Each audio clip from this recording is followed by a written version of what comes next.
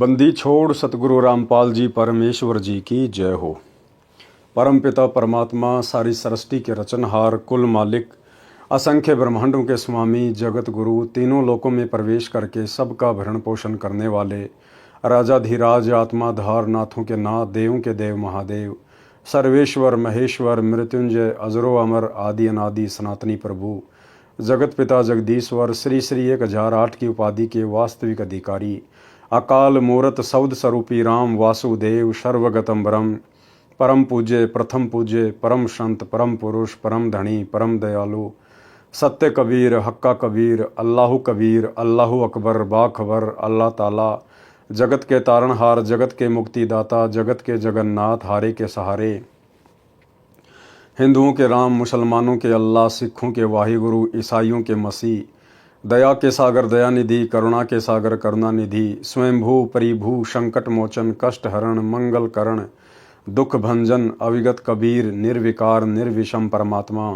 अलय अलेख सतगुरु आदि अनादि सतगुरु असली मर्यादा पुरुषोत्तम असली राम असली कृष्ण असली घनश्याम असली मुरारी राजाओं के राजा महाराजाओं के महाराजा शहंशाहों के शहंशाह सम्राटों के सम्राट भगवानों के भगवान अल्लाहों के अल्लाह प्रभुओं के प्रभु मसीहाओं के मसीह सच्चे वाहिगुरु बाबाओं के बाबा पीरों के पीर सेठों के सेठ जगत सेठ सावड़सा सेठ सर्वगुण संपन्न अनंत कोटि कलाओं के स्वामी अनंत कोटि ब्रह्मांडों के नायक योगियों में महायोगी ध्यानियों में महाध्यानी सिद्धों में परम सिद्ध ज्ञानियों में तत्व ज्ञानी ब्रह्म ज्ञानी महाज्ञानी परम ज्ञानी सर्वश्रेष्ठ ज्ञानी विज्ञानी युवा कबीर समरथ कबीर ऐशमवात अमित ओझा सच्चे रहनुमा करीम अल्लाह सुबहान अल्लाह दुनिया के अंतिम पैगंबर 8 सितंबर 1951 से गांव धनाना जिला सोनीपत हरियाणा भारतवर्ष की पावन भूमि पे प्रकट रियल कल की भगवान श्री नारायण साकार हरि श्री बाबा साहिब शब्द स्वरूपी राम संत श्रोमणी सतगुरु रामपाल जी परमेश्वर जी के चरण कमल में साध संगति से जुड़े हुए देश विदेश से आप और हम सभी सत्सेवक भाई बहनों का अनंत कोटि दंडवत प्रणाम। सत्साई भाई और बहनों, दया पूज्य गुरुदेव भगवान की सतगुरु रामपाल जी परमेश्वर जी की जिनके विशेष आशीर्वाद से शुभ आशीर्वाद से आप और हम सभी सत्सेवक आत्माएं साध संगति से जुड़कर अपनी आत्मा के कल्याणार्थ हेतु गुरुदेव के तत्व ज्ञान को आधार बनाकर मोक्ष के लिए निरंतर भक्ति मार्ग पर आगे की ओर बढ़ रहे हैं। भाई और बहनों, पूज्य गुरुदेव भगवान की विशेष रजा से कृपया से आप और हमें इस कलयुग की बिचली पीढ़ी में ये साध संगति नसीब हुई है। परमात्मा कहते हैं साध संगत हरि भक्ति बिन कोई न उतरे पार निर्मल आदि अनादि है गंदा सब संसार। गुरु के ज्ञान के पश्चात आपस में भगत भाई बहन मिलकर उस ज्ञान के ऊपर जो चर्चा करते हैं उसको कहते हैं साध संगति। साध संगति से ज्ञान का निखार होता है, आत्मा में दृढ़ता आती है, विकारों से दूर होती है, अपने गुरु को पहचान पाती है। तो भाई और बहनों, आप और हमारे पर विशेष रजा पूज्य गुरुदेव जी की और आने वाले समय में जिन जिन आत्माओं को मोक्ष प्राप्त करना होगा उन सभी आत्माओं को साध संगति से जुड़ना होगा, क्योंकि ये परमेश्वर के मिशन का एक मुख्य हिस्सा है। यही गुरुदेव भगवान का यथार्थ 13वां कबीर पंथ है। तो पूज्य गुरुदेव जी के कर कमल से लिखित पवित्र पुस्तक मुक्ति बोध के ऊपर वीडियो बनाने की श्रृंखला जारी है। इसी श्रृंखला में आज हमारा ये 21वें नंबर का वीडियो है। प्रत्येक वीडियो में सतगुरुदेव भगवान के आशीर्वाद से आप और हमें भक्ति मार्ग के विषय में बहुत कुछ सीखने और समझने को मिलता है। तो भाई और बहनों, आज की वीडियो में हम आगे बढ़ते हैं। पवित्र पुस्तक मुक्ति बोध पेज नंबर 227। कथा शंकर जी का मोहिनी स्त्री के रूप पर मोहित होना।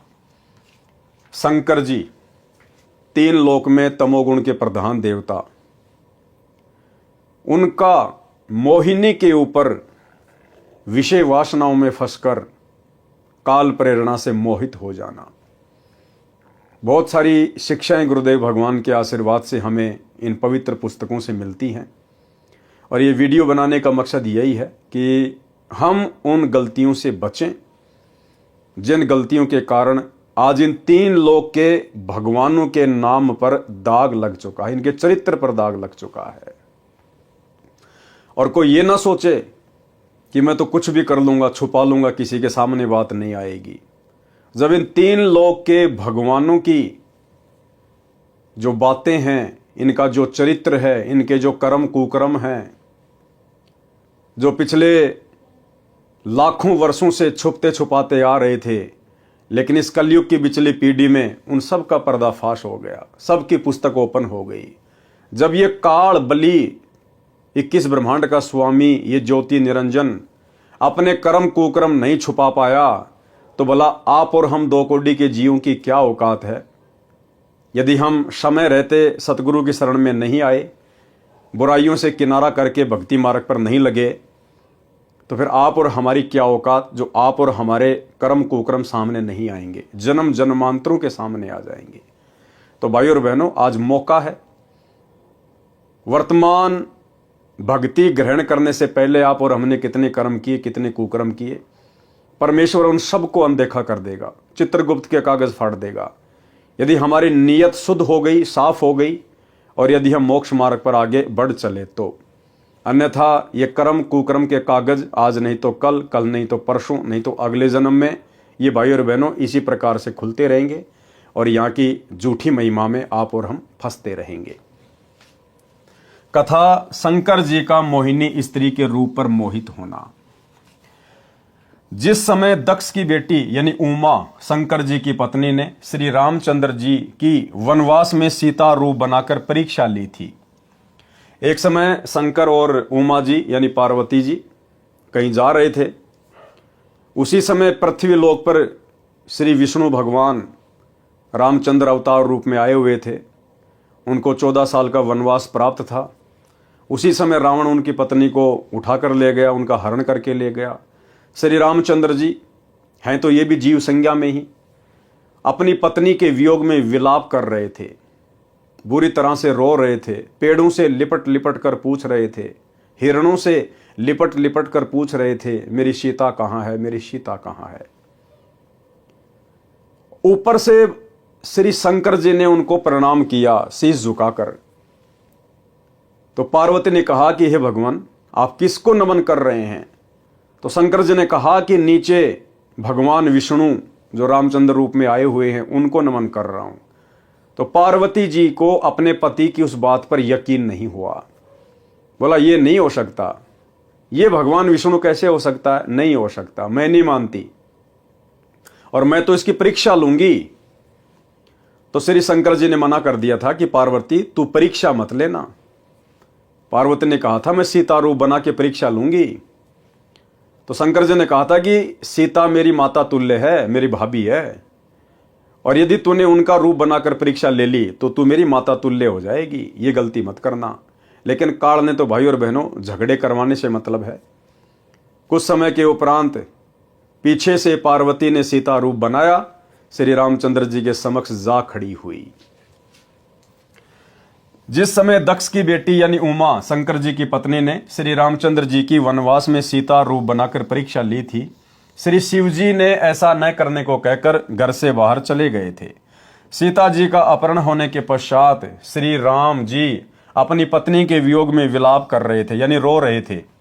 तो उनको सामान्य मानव जानकर उमा जी ने शंकर भगवान की उस बात पर विश्वास नहीं हुआ कि ये विष्णु जी ही पृथ्वी पर लीला कर रहे हैं।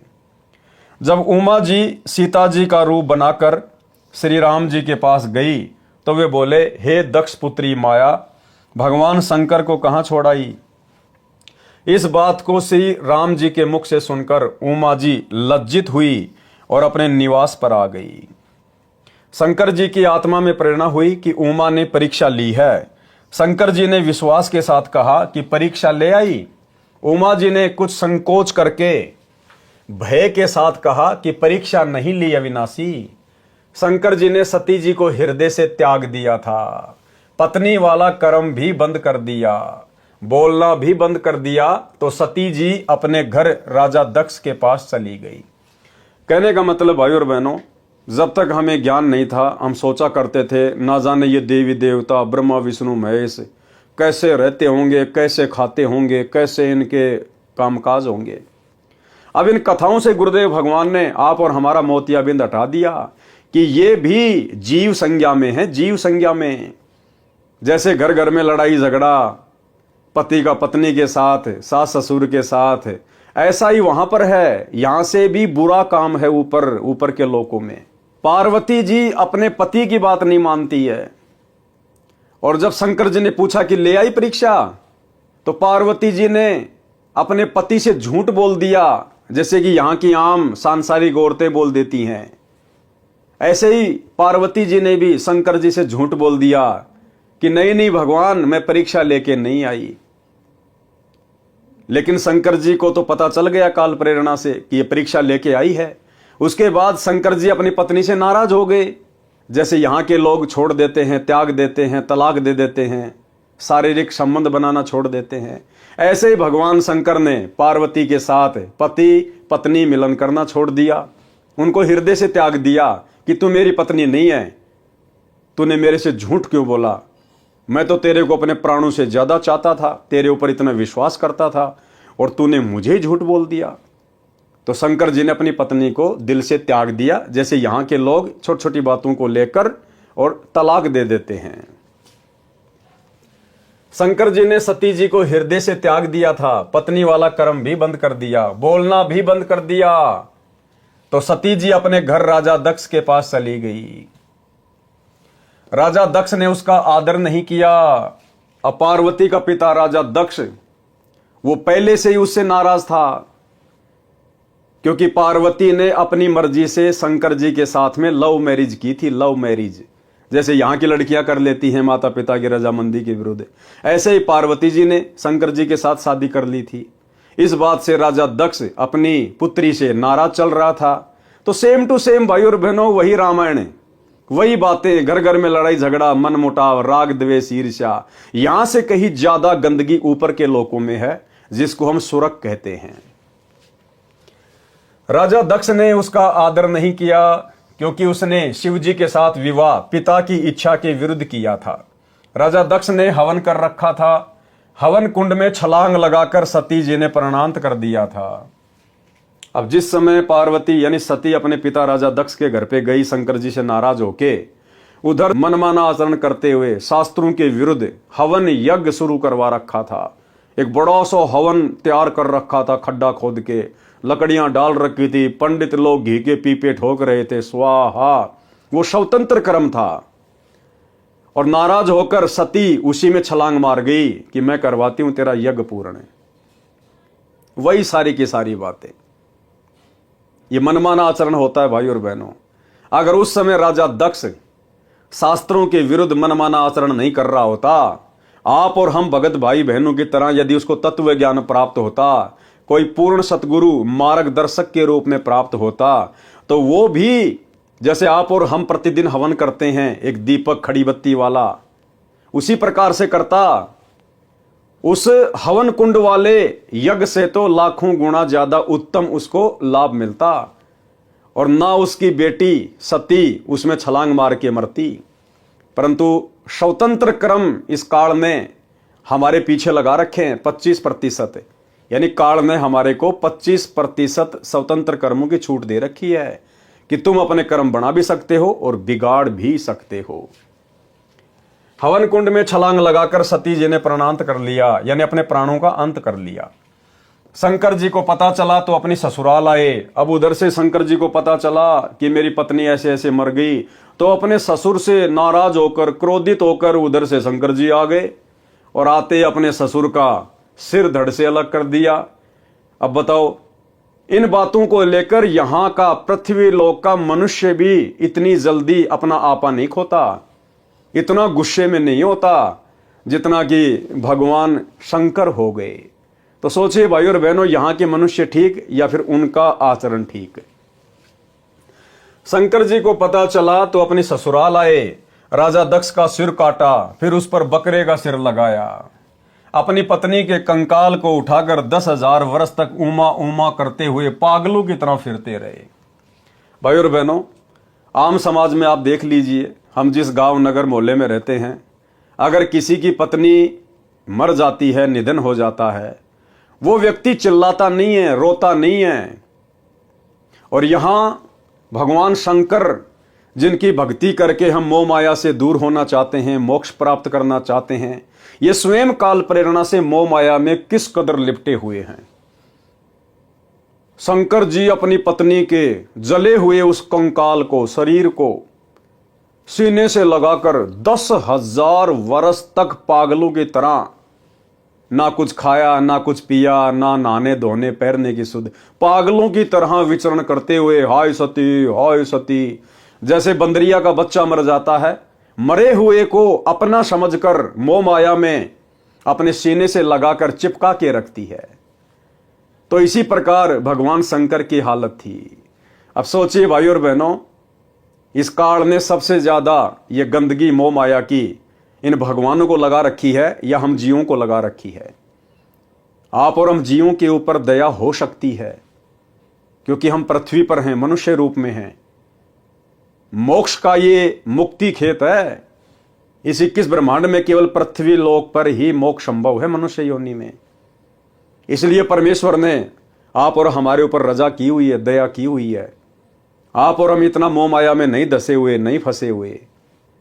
आप और हम थोड़ा बहुत बुद्धि विवेक का इस्तेमाल कर लेते हैं, हमें समझाने वाले लाख लोग मिल जाते हैं, लेकिन वहां ऐसा नहीं है। आप और हमसे ज्यादा बुरी हालत मोह माया को लेकर, राग द्वेष ईर्ष्या को लेकर, रजोगुण को लेकर, तमोगुण को लेकर, शतोगुण को लेकर इन भगवानों की है, जिन भगवानों की भक्ति करके हम मोक्ष प्राप्त करना चाहते थे। अपनी पत्नी के कंकाल को उठाकर 10,000 वर्ष तक ऊमा ऊमा करते हुए पागलों की तरह फिरते रहे। एक दिन भगवान विष्णु जी ने सुदर्शन चक्र से उस कंकाल को टुकड़े टुकड़े कर दिया। किसने? भगवान विष्णु ने। रियल भगवान विष्णु, कबीर परमात्मा सतगुरु रामपाल जी ने। उस विष्णु ने नहीं, त्रिलोकीय विष्णु ने नहीं, लक्ष्मी के पति ने नहीं। रियल में विष्णु कौन है? अग्ने तनुर असी, विष्णवे तवा सोमस्य तनुर असी, कबीर अंगारी असी, बम्भारी असी, सवर ज्योति रित धामा असी। जो तीनों लोकों में प्रवेश करके सबका पालन पोषण करता है, वो है असली विष्णु। तो सतगुरु रामपाल जी परमेश्वर जी ने, इस कबीर परमात्मा ने विष्णु का रूप धारण करके और उस कंकाल के टुकड़े टुकड़े किए। 52 टुकड़े हो गए जो कहीं कहीं पर गिरे। कितने टुकड़े हुए? 52। जहां पर धड़ गिरा वहां पर वैष्णो देवी मंदिर बना, जहां पर आंखें गिरी वहां पर नैना देवी मंदिर बना, जहां पर जीभ गिरी वहां पर ज्वाला जी का मंदिर बना तथा पर्वत से अग्नि की लपट निकलने लगी। इस प्रकार 52 स्थानों पर यादगार के लिए मंदिर बनाए गए, जो 52 द्वारे कहे जाते हैं। अब देखो भाई और बहनों, दोनों शक्तियां परस्पर बराबर अपना काम करती हैं, काल और दयाल। काल का भी सहयोग होता है हर घटना में, और सूक्ष्म रूप में इस कबीर परमात्मा सतगुरु रामपाल जी भगवान का भी उसमें सहयोग होता है। भाई और बहनों, काल ने तो यह सोचकर इस घटना को अंजाम दिलवाया था कि मैं अपने पुत्र विष्णु में प्रेरणा करके और उस सती के कंकाल के टुकड़े करवा के 52 जगह पे अलग अलग फिकवा दूंगा और अलग अलग वहां पे द्वारे बनवा दूंगा, पूजा स्थल बनवा दूंगा, यादगारें बनवा दूंगा, और मैं इन दुनिया वालों को इस पाखंड पूजा में उलझा दूंगा। कोई वैष्णो देवी जाएगा, कोई नैना देवी जाएगा, कोई कहीं जाएगा, और ये दुनिया इस पाखंड पूजा में इस कदर उलझी रहेगी कि जब वो पूर्ण परमात्मा आएगा इस पृथ्वी पर कलयुग की बिचली पीढ़ी में, तो कोई भी उसकी बात को ना माने और ये दुनिया इन पाखंडों वाली जगहों पर धक्के खाते रहे। तो काल ने तो आप और हम जीव आत्माओं को भक्ति से भटकाने के लिए, शास्त्र विरुद्ध साधना में लगाकर हमारे कर्म फुड़वाने के लिए इस प्रकार की ये लीला की। लेकिन ये मालिक दयालु है, विष्णु का रूप बना के ये आ गए और इन्होंने कर दिए टुकड़े। अब इनकी क्या लीला थी उसके पीछे? इनकी लीला यह थी कि जब तक वो कलयुग की बिचली पीढ़ी वाला समय नहीं आता है, तब तक इन आत्माओं को किसी भी तरह से भक्ति से जोड़ के रखना है, क्योंकि वो समय नहीं था, सतयुग त्रेता द्वापर, वो मोक्ष प्राप्ति का समय नहीं था। तो परमात्मा ने आप और हम आत्माओं को किसी भी तरह से धार्मिकता से जोड़ के रखना था। तो इसमें परमात्मा की भी रजामंदी थी कि इन यादगारों पर ये आते रहेंगे, जाते रहेंगे, कोई साधु संत इनको मिलेगा, यानी परमात्मा खुद ही साधु संत रूप में वहां आएंगे, आत्माओं को मिलेंगे, ज्ञान समझाएंगे, अपनी शरण में लेते रहेंगे, बैटरी चार्ज करते रहेंगे, मनुष्य जन्म देते रहेंगे। इसलिए तो परमेश्वर अपनी वाणी में कहते हैं कि मेले खेले जाइए, और मेले बड़ा मिलाप है। भाई पत्थर पानी पूजते कोई साधु संत मिल जाते। कि जब तक आपको पूर्ण सतगुरु की प्राप्ति नहीं होती है, जब तक आपको पूर्ण परमात्मा नहीं मिलता है गुरु रूप में, तब तक आप इन तीर्थ स्थानों पर जाते रहिए, मेले वगैरह में जाते रहिए, जहां पर भी धार्मिक आयोजन होते हैं। ना जाने कोई साधु संत आपको मिल जाए, कोई भगत भाई आपको पुस्तक बांटता हुआ मिल जाए, कोई आपको पैम्पलेट बांटता हुआ मिल जाए, और ये ज्ञान आपके कानों में पड़ जाए। तो भाई और बहनों, इस प्रकार से इन दोनों शक्तियों का खेल जब से 21 ब्रह्मांड की रचना हुई है, तब से इसी प्रकार चल रहा है। काल हमें उलझाता है और सतगुरु हमें उसी की चाल से अपना दाव खेलकर सुलझाता है। इस प्रकार 52 स्थानों पर यादगार के लिए मंदिर बनाए गए, जो 52 द्वारे कहे जाते हैं। तब शंकर जी सचेत हुए तथा अपनी दुर्गति का कारण कामदेव यानी सेक्स को माना। फिर शंकर भगवान को चेतना आई कि 10,000 साल तक मेरी ऐसी पागलों जैसी हालत क्यों हुई? इस काम वासना के कारण। अगर मैं तपस्या करके, साधना करके कामदेव के ऊपर विजय प्राप्त कर लूं, तो ना रहेगा बांस, ना बजेगी बांसुरी, मैं परेशान नहीं रहूंगा। फिर कामदेव वश हो जाए तो न स्त्री की आवश्यकता हो और न ऐसी परेशानी हो। यह विचार करके हजारों वर्ष सेक्स का दमन करने के मकसद से तप किया।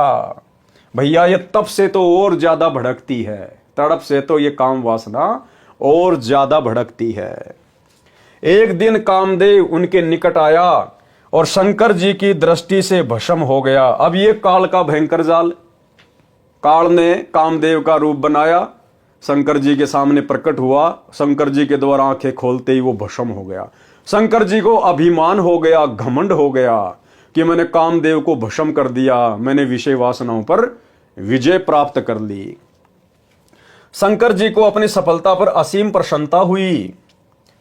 जो भी देव उनके पास आता था तो उससे कहते थे कि मैंने कामदेव को भस्म कर दिया, यानी काम विषय पर विजय प्राप्त कर ली है, मैं कभी किसी सुंदरी से प्रभावित नहीं हो सकता।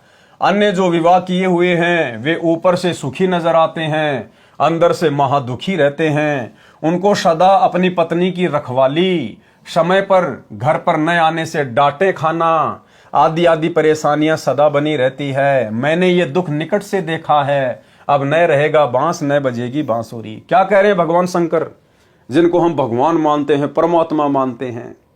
क्या कह रहे हैं कि मेरे साथ ये घटनाएं घट चुकी है। जब मैं घर पर समय पर नहीं जाता था, लेट सेट हो जाता था, तो पार्वती मुझे डांट मारा करती थी, मुझे डांटा करती थी। कहां था, क्यों नहीं आया 2 दिन, इतना लेट क्यों हो गया, क्या मजाक बना रखा है। जैसे हम यहां पर लड़ाई झगड़े कर लेते हैं आपस में पति पत्नी। देखो खुद कह रहे हैं, क्या कहा, अंदर से मां दुखी रहते हैं, उनको सदा अपनी पत्नी की रखवाली करनी पड़ती है, और समय पर घर पर न आने से डांटे खाना आदि आदि परेशानियां सदा बनी रहती है। और क्या कह रहे भगवान शंकर, मैंने ये दुख निकट से देखा है, यानी मैंने भोगा है ये सब कुछ, मैंने डांटे खाई है। अब न रहेगा बांस, न बजेगी बांसुरी। तो भाई और बहनों, शिक्षा हमने भी लेनी है, और शिक्षा ये है कि भगवान शंकर ने तप किया, बहुत अच्छी बात है, लेकिन अभिमान नहीं होना चाहिए। लेकिन शास्त्र विरुद्ध साधना करने वाले तपस्वी को, साधक को अभिमान हुए बिना रहता नहीं, क्योंकि उसको तत्व ज्ञान प्राप्त नहीं होता है, उसको भक्ति की ज्ञान की जड़ का पता नहीं होता है, और वह अहंकार में फूल जाता है। तो वैसे तो आप और हम सभी सत्सेवक भाई बहनों के साथ ऐसा नहीं होगा, क्योंकि गुरुदेव भगवान ने हमें तत्व ज्ञान दिया है, हमें आदि और अंत की जानकारी दे दी है। फिर भी जानकारी होना बहुत जरूरी है, क्योंकि वर्तमान में परमेश्वर ने साथ संगति से जोड़कर ये विशेष रजा, विशेष मेहर, विषय वासनाओं से दूर करने की आप और हम चंद आत्माओं के ऊपर बख्शी है। हम सत्सेवक भाई बहनों के संबंध आपस में जो पहले पति पत्नी के थे, अब भाई बहन में तब्दील होते जा रहे, ज्ञान आधार से, एक दूसरे की रजामंदी से। तो हमारे मन में किसी भी प्रकार का अहंकार ना आ जाए।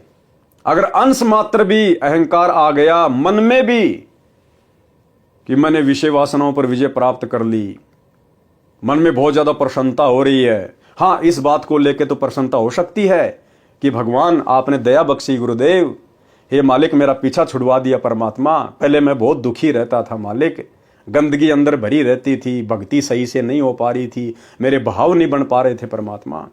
और जब से आपने दया बख्शी है पूज्य गुरुदेव, हे मालिक मुझे असीम प्रसन्नता है। मालिक मेरी बहुत अच्छी भक्ति चल रही है आपके आशीर्वाद से। यानी बीच में हमने परमात्मा को ही रखना है, क्योंकि गुरुदेव भगवान के आशीर्वाद बिना, इस सत भक्ति बिना, इस पूर्ण परमात्मा सतगुरु रामपाल जी भगवान के आशीर्वाद बिना, इनकी दया दृष्टि कृपा दृष्टि बिना, भाई और बहनों, इस विषय वासना के ऊपर कोई कंट्रोल कर लेगा, इस 21 ब्रह्मांड में कोई सोच भी नहीं सकता। शंकर जी का उदाहरण आप लोगों के सामने है, तो फिर आप और हम हैं क्या शंकर जी के सामने? जब उनको काल ने ठग लिया और आज हमें परमात्मा सहज में सफलता दिला रहे हैं, तो ये सफलता आप और हमारी किसी उपलब्धि का नतीजा नहीं है ना, गुरुदेव भगवान का आशीर्वाद है। परमात्मा ने रजा बख्शी है, परमात्मा ने कंट्रोल किया है। हम जीव हैं, हम कुछ नहीं कर सकते, हम तो रिमोट से चलने वाले प्राणी हैं। रिमोट अगर काल के हाथ लग गया तो वो डांस कराएगा, रिमोट अगर सतगुरु के हाथ में आ गया तो ये सतभक्ति करवाएगा। तो अगर हम किसी भी प्रकार की विषय वासनाओं से, बुराइयों से दूर हो रहे हैं, हमारे अंदर जो मलिनता, जो मैल जमा था, यदि वो धीरे धीरे हट रहा है, साफ हो रहा है, तो इसमें आप और हमारा कोई श्रेय नहीं है। सौपन में भी मत सोच लेना कभी कि मैं तो सुबह 4 बजे उठ के भक्ति करता हूं, मंत्र करता हूं, आरती करता हूं, मैं तो हर प्रकार से मर्यादा में हूं, इसलिए मैं कंट्रोल कर पा रहा हूं। नहीं भैया, आप चाहे लाख माला करते हो रोजाना, आप चाहे रात को 12 बजे अपना नित्य नियम पूरा कर लेते हो, उसके बावजूद भी आपकी अपनी कोई उपलब्धि नहीं है, आपका कोई श्रेय नहीं है। ये तो सतगुरु जिस पे दया करेगा वही आत्मा इन विषय विकारों से दूर हो सकती है। तो जो जो भाई बहन विषय विकारों से दूर हैं, गुरुदेव के आशीर्वाद से, सौपन में भी कभी घमंड अपने अंदर पैदा मत कर लेना। हाँ, दूसरों को समझाने के लिए लाख बार चर्चा करो कि भैया गुरुदेव के ज्ञान आधार से आप विचार करो, बड़ी मुश्किल से हमें ये कलयुग की पिछली पीढ़ी का समय प्राप्त हुआ है, भगवान ने हमें पैदा किया है, विशेष संयोग बनाया गुरुदेव ने। और भाई भक्ति मार्ग में विषय वासना बाधक हैं, परमात्मा की हजारों वाणियां संकेत कर रही हैं। तो भाई इन चीज़ों से हटने का प्रयास करो, गुरुदेव से बारंबार प्रार्थना करो, विनती करो, थोड़ी बहुत हिम्मत तुम भी लेके आओ ज्ञान से अपने अंदर। और इनसे दूर हुए बिना हमारी भक्ति सफल नहीं हो सकती। भग भोग्या भगूप जय, भग से बचा न कोई, जो कोई भग से बचे भगत कहावे सोई। तो हम एक दूसरे को समझा तो सकते हैं, लेकिन हमने विजय प्राप्त कर ली, इसका गुणगान नहीं करना, इसका बखान नहीं करना। अगर बताना भी पड़ जाए तो गुरुदेव को बीच में डाल के कि भाई देखो, दास भी पहले इन्हीं विषय विकारों में धसा हुआ था, और भाई गुरुदेव की रजा हुई, बहुत विशेष मेहर हुई पूज्य गुरुदेव की, परमात्मा ने दास के ऊपर रजा बख्शी, मेहर बख्शी, दास को मालिक ने दूर किया। इस प्रकार से हमने अपनी बातों को दूसरे के सामने रखना है, अहंकार वश नहीं। काल ब्रह्म को चिंता बनी कि यदि सब इस प्रकार स्त्री से घृणा करेंगे तो संसार का अंत हो जाएगा, मेरे लिए 1 लाख मानव का आहार कहां से आएगा। ठीक इसी प्रकार वर्तमान में ये काल, क्योंकि मन इसका एजेंट है, सारी ईमेल, सारे समाचार, सारे मैसेज, हमारे जीवन में जो भी कुछ घटित हो रहा है, ये उसका फैक्स भेजता रहता है काल को कि ये आत्माएं तेरे जाल से बाहर निकलने का प्रयास कर रही है, भाई देख लेना, मैंने तो तेरे को मैसेज दे दिया है। तो ये काल हर प्रकार से भाई और बहनों हमें उसी गंदगी में धकेलने का प्रयास करेगा। हम जिन जिन बुराइयों से दूर हटते जाएंगे गुरुदेव के आशीर्वाद से, काल जबरदस्ती उन्हीं बुराइयों को हमारे सामने पेश करेगा, ना चाहते हुए भी ऐसे ऐसे सीन दिखा देगा। मोबाइल में हम तो सत्संग सुनने के लिए ओपन करेंगे, अचानक से ऐड आ जाएगा, अर्धनगर लड़कियां डांस कर रही हैं। हम कहीं बाहर मार्केट में जा रहे हैं, अचानक से मैं माता बहनों का कोई ऐसा सीन दिखा देगा, कोई बेचारी बाथरूम करने के लिए बैठी है, अचानक से हमारी नजर जाएगी ना चाहते हुए भी।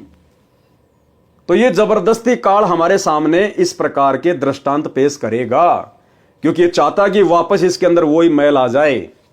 लेकिन अब गुरुदेव ने हमें वो ज्ञान दे दिया, वो तत्व ज्ञान दे दिया, मूल ज्ञान दे दिया। पहली नजर तो हमारी कहीं भी जा सकती है, उसमें हमारा दोष नहीं है। लेकिन अगर हमें पता चल गया कि ये जो नजर गई है ये गलत जगह पे गई है, हमने दोबारा अपनी तरफ से नजर वहां नहीं दौड़ानी। अगर हमने फिर से नजर वहीं पे टिका दी तो फिर भाई और बहनों वो शैतान की नजर है। कहते हैं पहली नजर इंसान की, दूसरी नजर शैतान की। तो हमने फिर उन चीजों को अनदेखा कर देना है कि भैया ये काल प्रेरणा है। गुरुदेव ने सत्संगों में यही तो बताया, यही तो समझाया। ये जबरदस्ती हमारे सामने इस प्रकार के दृश्य पेश करेगा हमें विचलित करने के लिए। लेकिन तुरंत हमने अपना सुमरण शुरू कर देना है या भगवान का अपना कोई सत्संग शुरू कर देना है। हमने भक्ति से जुड़े रहना है, तभी हमारा बचाव होगा। काल ब्रह्म को चिंता बनी कि यदि सब इस प्रकार स्त्री से गणना करेंगे तो संसार का अंत हो जाएगा। मेरे लिए 1 लाख मानव का आहार कहां से आएगा।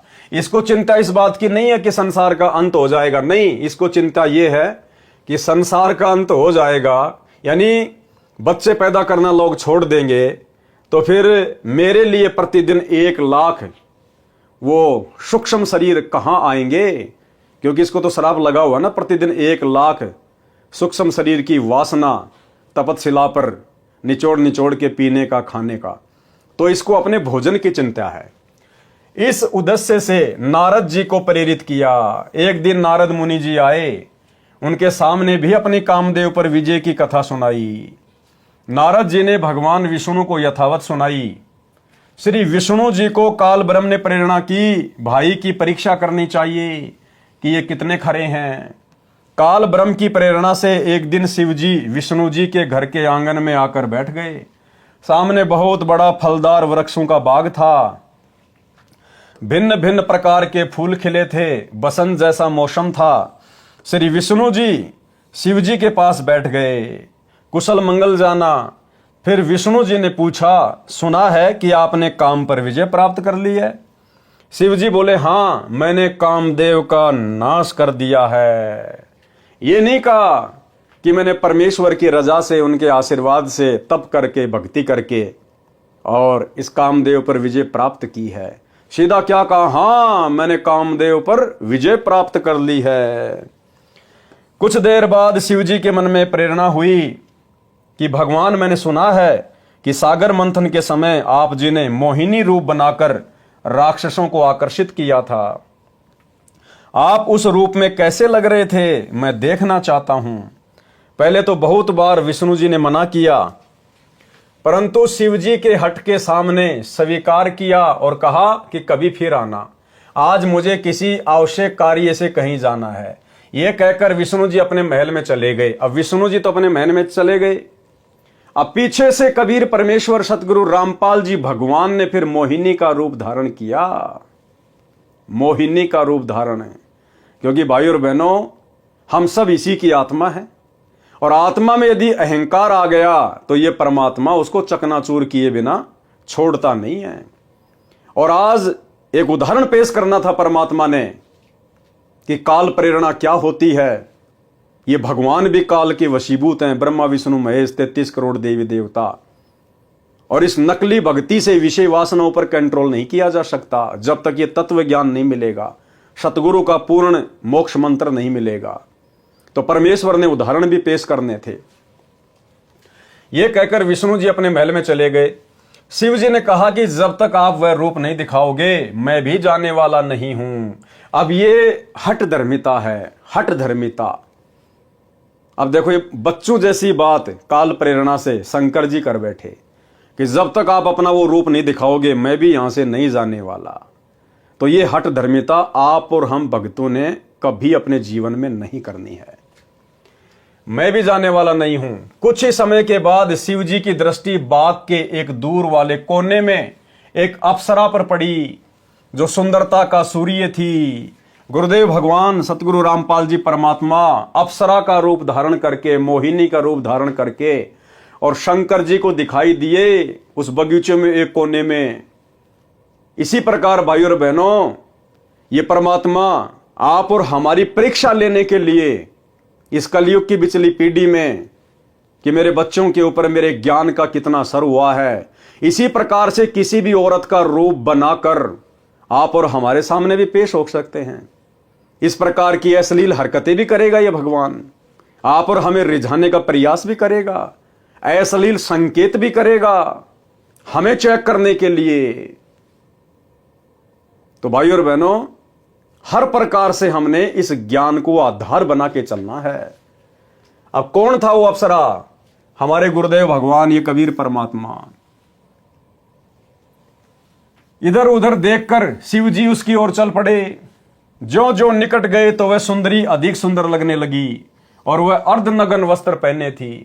कभी गुप्तांग वस्त्र से ढक जाता तो कभी हवा के झोंके से आधा हट जाता। सुंदरी ऐसे भाव दिखा रही थी जैसे उसको कोई नहीं देख रहा। जब शिवजी को निकट देखा तो शर्मसार होकर तेज चाल से चल पड़ी। शिवजी ने भी गति बढ़ा दी। बड़े परिश्रम के पश्चात तथा घने वृक्षों के बीच मोहिनी का हाथ पकड़ पाए। अब भगवान शंकर ने मोहिनी का हाथ पकड़ लिया बद नीयत से, शारीरिक मिलन करने की नीयत से। बिल्कुल पागल हो गया विषय वासना में देखते ही। जब तक शिवजी का शुक्रपात हो चुका था, तब तक शिवजी का शुक्रपात हो चुका था, वीर्यपात हो चुका था।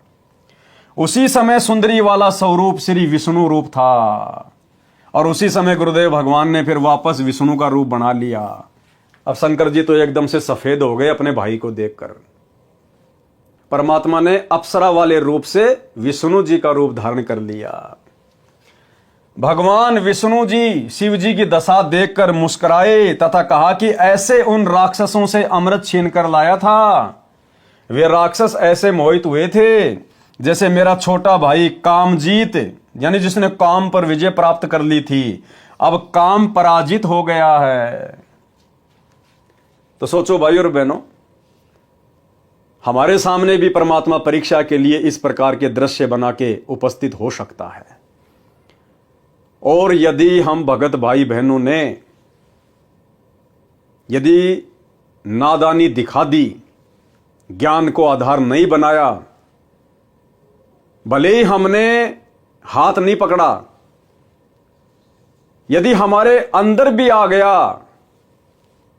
कि ये लड़की देखो कितनी सुंदर है और ये इशारे कर रही है, और यदि हम उसकी उन सभी अदाओं को देखकर अंदर से पिघल गए, विषय वासनाओं के लिए तैयार हो गए, भले हमने कुछ किया नहीं, लेकिन अगर मन ही मन में अगर इस प्रकार के भाव हमने पैदा कर लिए कि बड़ी सुंदर लड़की है, आज तो दाव लग गया भाई, उसी समय हम भक्ति मार्ग से आउट।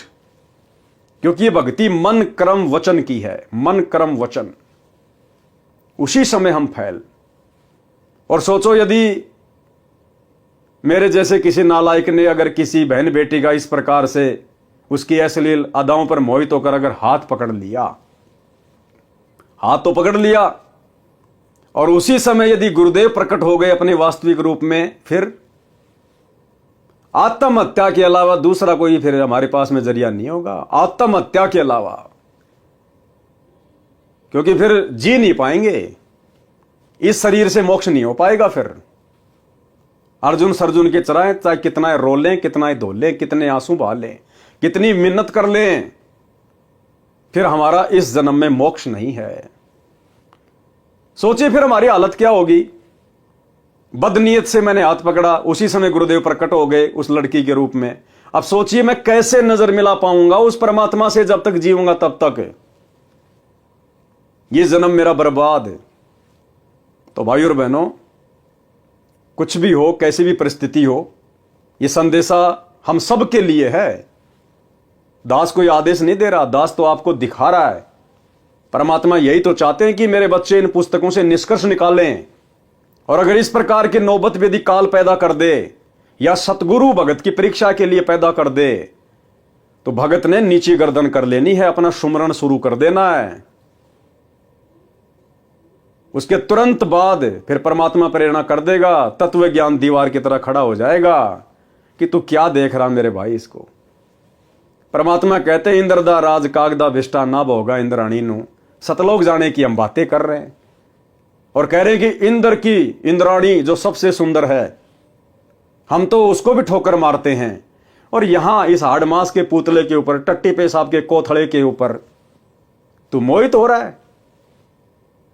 अरे याद कर अपने भगत भाई बहनों को, अब्राहिम सुल्तान को 16,000 औरतें थी, एक से एक नवेली, उनको त्याग दिया, ठोकर मार दी, वैराग्य हो गया। उसका उदाहरण देते हैं गुरुदेव। और उसके वैराग्य को देखकर देवताओं में भी ऊपर हल्ला बोल मच गया। गुरुदेव भगवान कहते हैं भया शपथ पूरी पैसा का सुल्तानी मार्ग बाका। ऊपर शाका मच गया देवताओं में कि भैया इब्राहिम सुल्तान का मार्ग टेढ़ा है, इतना वैराग्य, इतना त्याग भाई नहीं कर सकते।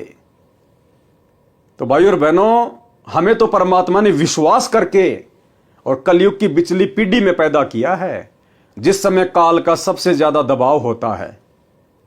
तो सोचिए, हमने तो इब्राहिम सुल्तान जो पूर्व में हमारे गुरु भाई रह चुके हैं, हमने तो उन आत्माओं से भी अधिक दृढ़ता दिखानी पड़ेगी इस मार्ग पर, दृढ़ता। और भी कुछ नहीं कर सकते। और यदि ऐसा कोई धर्म संकट वाला समय आ जाए तो नीची गर्दन करके आगे बढ़ जाओ, अपने गुरुजी को याद करते हुए। 2-4-5 मिनट के बाद गुरुजी संभाल लेंगे, वापस वो काल प्रेरणा फिर धीरे धीरे समाप्त हो जाएगी। और अचानक से ये काल प्रेरणा उन्हीं आत्माओं में होती है जो अभी भक्ति पे पूरी तरह से दृढ़ नहीं है। वो इतने सुमरण नहीं कर पाते, इतनी भक्ति नहीं कर पाते जितनी परमात्मा हमसे करवाना चाहते हैं, क्योंकि भक्ति से ही सब कुछ होगा। परमात्मा कहते हैं जप तप संयम साधना सब सुमरण के माही, और कबीरा जाने राम जन सुमरण कछु नाही।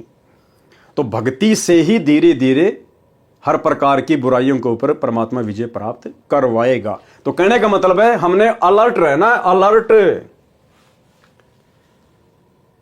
भगवान विष्णु जी शिव जी की दशा देखकर मुस्कुराए तथा कहा कि ऐसे उन राक्षसों से अमृत छीन कर लाया था। वे राक्षस ऐसे मोहित हुए थे जैसे मेरा छोटा भाई कामजीत अब काम पराजित हो गया। शिवजी ने उसके पश्चात हिमालय राजा की बेटी पार्वती से अंतिम बार विवाह किया। पार्वती वाली आत्मा वही है जो सती जी थी। पार्वती रूप में अमरनाथ स्थान पर अमर मंत्र शिवजी से प्राप्त करके कुछ समय के लिए अमर हुई। इस प्रकार वाणी में कहा है कि शंकर जी की समाधि तो अडिग यानी न डिगने वाली थी, जैसा पौराणिक मानते हैं। वह भी मोहे गए यानी काल के द्वारा छले गए, माया के वश हो गए। वाणी नंबर 140 में बताया है कि भगवान शिव की पत्नी पार्वती तीनों लोकों में सबसे सुंदर स्त्रियों में से एक है। शिव राजा ऐसी सुंदर पत्नी को छोड़कर मोहिनी स्त्री के पीछे चल पड़े। पहले 88,000 वर्ष तप किया, फिर लाख वर्ष तक तप किया सेक्स पर विजय पाने के लिए, और भ्रम भी था कि मैंने काम जीत लिया, लेकिन फिर हार गया। पारक के अंक की वाणी नंबर 145। गरीब कृष्ण गोपी का भोग कर फेर जति कहलाया, या की गति पाई नहीं ऐसे त्रिभुवन राया। सरलार्थ, श्री कृष्ण जी के विषय में श्रीमद् भागवत सुधा सागर में प्रमाण है कि श्री कृष्ण मथुरा वृंदावन की गोपियों यानी गोपों की स्त्रियों के साथ संभोग यानी सेक्स किया करते थे। वे फिर भी जति कहलाए। जति कौन होता है? अपनी स्त्री के अतिरिक्त अन्य की स्त्री से कभी संभोग न करने वाला या पूर्ण रूप से ब्रह्मचारी को जति कहते हैं। उसका भेद ही नहीं पाया। ऐसे ये 3 लोक के मालिक श्री कृष्ण के अंदर प्रवेश करके काल ब्रह्म गोपियों से सेक्स करता था। स्त्रियों को तो श्री कृष्ण नजर आता था, काल ब्रह्म सब कार्य गुप्त करता है। तो भाई और बहनों, वर्तमान में यदि इस काल ब्रह्म की ऐसी गुप्त षड्यंत्रकारी लीलाओं से कोई बच सकता है तो केवल सतगुरु का भगत क्योंकि सतगुरु के शब्द में, सतगुरु के ज्ञान में वो शक्ति है। अगर मर्यादा में रहेंगे तो ये निकट नहीं आएगा। वाणी नंबर 142 से 144। गरीब यो बीजक विस्तार है, मन की झाल किलोल, पुत्री ब्रह्मा देख कर हो गए डामाडोल। ब्रह्मा जी भी इसके सामने नहीं टिक पाए।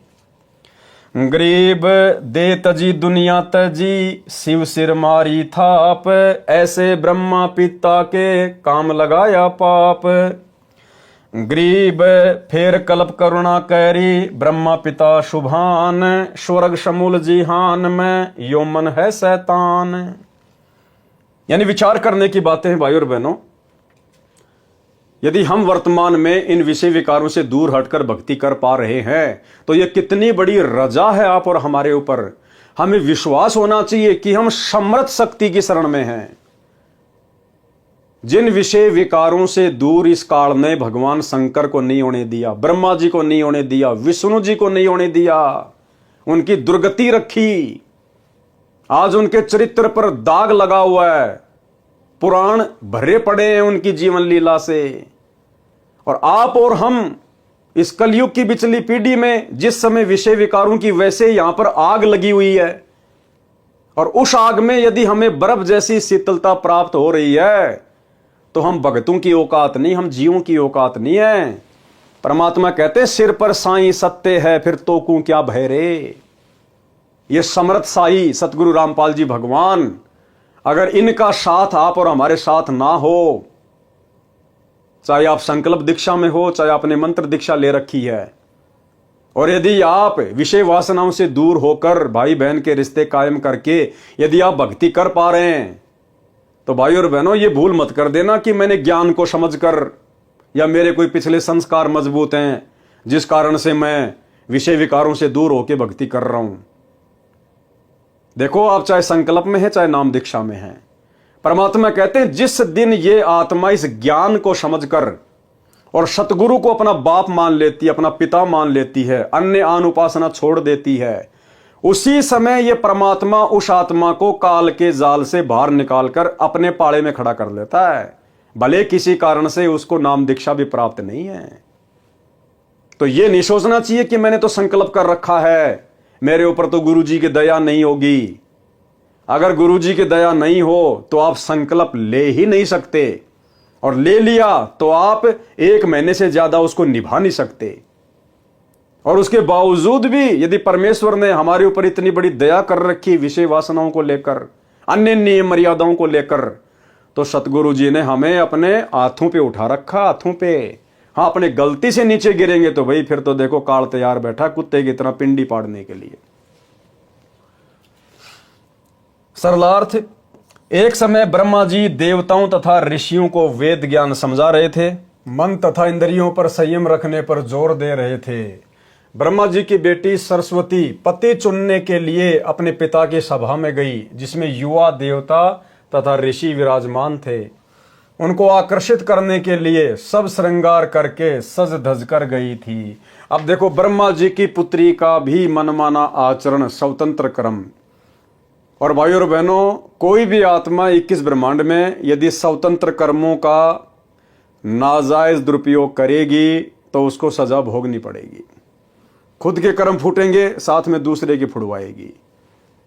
अब यदि ब्रह्मा जी की पुत्री सरस्वती यह शास्त्र विरुद्ध मनमाना आचरण, सजना धजना, 16 प्रकार के श्रृंगार करना, पर पुरुषों को आकर्षित करने के लिए, रिझाने के लिए, अगर वो इस प्रकार से ये ढोंग पाखंड करके सभा में ना जाती तो बेचारे ब्रह्मा जी भी अपने कर्म फुड़वाने से, अपने चरित्र पर दाग लगवाने से बच जाते। लेकिन सरस्वती का मनमाना आचरण, स्वतंत्र कर्मों का नाजायज दुरुपयोग, साथ में अपने पिता की भी जग में बदनामी करवा दी। अपनी पुत्री की सुंदरता देखकर काम यानी सेक्स के वश होकर, संयम खोकर, विवेक का नाश करके अपनी बेटी से संभोग यानी सेक्स करने को उतारू हो गया था। अब बताओ, इस काल ने ब्रह्मा जी को नहीं छोड़ा, यानी इस पृथ्वी लोक की, स्वर्ग लोक की और ये पाताल लोक की सृष्टि ब्रह्मा जी से शुरू करवाई है काल ने। यानी ब्रह्मा जी को तीनों लोकों का प्रजापति कहा जाता है। अब जब यहां के प्रजापति की, ब्रह्मा जी की ये हालत है, दूसरों को उपदेश दे रहा है, वेद पढ़ा रहा है, और भरी सभा में काल प्रेरित हो गया, काम प्रेरित हो गया, और सभी देवताओं के सामने अपनी ही बेटी की पीछे से बांध भर ली सेक्स करने के लिए। तो भाई और बहनों, आप और हम दो कोटि के जीवों को भला ये कैसे छोड़ सकता है काल। लेकिन यदि वर्तमान में हम इसकी पहुंच से दूर हैं तो इसमें हमारा कोई श्रेय नहीं है। पूज्य गुरुदेव भगवान की रजा, इनकी दया, इनकी मेहर है। ब्रह्मा पाप के भागी बने, मन तो कबीर परमात्मा की भक्ति तथा तत्व ज्ञान से काबू में आता है। मन यानी काल कैसे आता है काबू में? मन तो कबीर परमात्मा की भक्ति। तो आज हम भक्ति किसकी कर रहे हैं? अपने गुरुजी की। तो गुरुजी कौन हुए? कबीर परमात्मा। मन तो कबीर परमात्मा की भक्ति तथा तत्व ज्ञान से काबू में आता है। आज तत्व ज्ञान कौन दे रहा है? गुरुदेव भगवान। तो कौन हुए हमारे गुरुदेव? स्वयं कबीर परमात्मा। वाणी नंबर 146। गरीब बाण लगाया बालिया, प्रभास क्षेत्र के माही, सूक्ष्म देही सुरग गए, यहां कुछ बिछरिया नाही। सरलार्थ, श्री कृष्ण जी के पैर में बालिया नामक शिकारी ने तीर मारा। श्री कृष्ण जी की मृत्यु हो गई, परंतु सूक्ष्म शरीर सहित स्वर्ग चला गया। वाणी नंबर 147 से 149। गरीब दुर्वासा कोपे तहां, समझ न आई नीच, 56 कोटि यादव कटे, मची रुधिर की कीच। गरीब गुद्दड़ गर्भ बनाए कर, कीनी बहुत मजाक, डरिए साईं संत से, सुखदेव बोले शाख। गरीब 10,000 पुत्र कटे, गोपी काव्यो लूटी, गणिका चढ़ी विमान में, भाव भक्ति से छूटी। अब देखो यहां परमात्मा ने हमें 2 शिक्षा दी हैं। सबसे पहली शिक्षा, हम संत बन गए, भगत बन गए। तो आप और हमने अब गुरुदेव के आशीर्वाद से अपने गुस्से पर, अपने क्रोध पर कंट्रोल करके, अगम निगम की सोच के हमने एक एक शब्द अपनी जुबान से निकालना है। दुर्वासा संत था और अंत में उसने क्या कर दिया? जरा सी बात के ऊपर वहां के लड़कों ने, श्री कृष्ण जी के लड़के प्रद्युम्न ने और अन्य लड़कों ने जरा सा मजाक कर दिया उसके साथ में। उसने श्राप दे दिया। 56 करोड़ यादव आपस में कट कट के मर गए, खून की नदियां बह गई। तो परमात्मा कहते हैं ये संतों के लक्षण नहीं, संतों के स्वभाव नहीं, भक्तों के अंदर ऐसे लक्षण नहीं होने चाहिए। हमने सहनशील होना पड़ेगा, हमने संयमित होना पड़ेगा। भाई हम तो समर्थ की शरण में हैं, अगर हम मर्यादा में हैं तो हमारा तो कोई कुछ बिगाड़ नहीं सकता, चाहे कितना मजाक करे, कितना कुछ करे। फिर हमने किसी को भला बुरा बोलने की क्या आवश्यकता? दूसरी शिक्षा यह है कि साधु संतों के साथ में अनर्गल मजाक भी नहीं करना चाहिए। मजाक तो करना ही नहीं चाहिए। भाई कोई अपनी भक्ति कर रहा है, जैसे भी कर रहा है, हमने मजाक नहीं करना चाहिए उनके साथ में, उनका मजाक नहीं उड़ाना चाहिए, उनके साथ में हटकेलियां नहीं करनी चाहिए, उनको हल्के में नहीं लेना चाहिए। तो श्री कृष्ण जी के बेटे प्रद्युम्न ने और उसके साथियों ने दुर्वासा ऋषि के साथ में मजाक किया, हल्के में लिया संतों को, भक्तों को, जिस कारण से पूरे यादव कुल का सर्वनाश हो गया। सरलार्थ, एक समय दुर्वासा ऋषि द्वारिका नगरी के पास वन में आकर ठहरा, धूणा अग्नि लगाकर तपस्या करने लगा। दुर्वासा ऋषि श्री कृष्ण जी के आध्यात्मिक गुरु थे। ऋषि संदीपनी जी श्री कृष्ण जी के अक्षर ज्ञान करवाने वाले शिक्षक यानी गुरु थे। श्री कृष्ण जी के 2 गुरु थे, एक संदीपनी और एक दुर्वासा जी। संदीपनी जी ने केवल उनको अक्षर ज्ञान करवाया, उनको पढ़ना लिखना सिखाया, और दूसरे दुर्वासा ऋषि, उन्होंने आध्यात्मिक ज्ञान दिया, भक्ति का मार्ग बताया। दुर्वासा जी की ख्याति चारों ओर द्वारिका नगरी में फैल गई कि ऐसे पहुंचे हुए ऋषि हैं, भूत भविष्य तथा वर्तमान की सब जानते हैं। द्वारिका के निवासी श्री कृष्ण से अधिक किसी भी ऋषि व देव को नहीं मानते थे। उनको अभिमान था कि हमारे साथ श्री कृष्ण हैं, कोई भी देव ऋषि व साधु हमारा कुछ नहीं बिगाड़ सकता। और यही अभिमान बरवाला कांड 2014 में सतलोक आश्रम मैनेजमेंट हरियाणा को ले डूबा, गुरुदेव के बेटा बेटी भाई बंधु रिश्तेदारों को ले डूबा। अहंकार में आ गए कि हमारे साथ तो गुरुजी हैं, हमारा भला कौन क्या बिगाड़ देगा।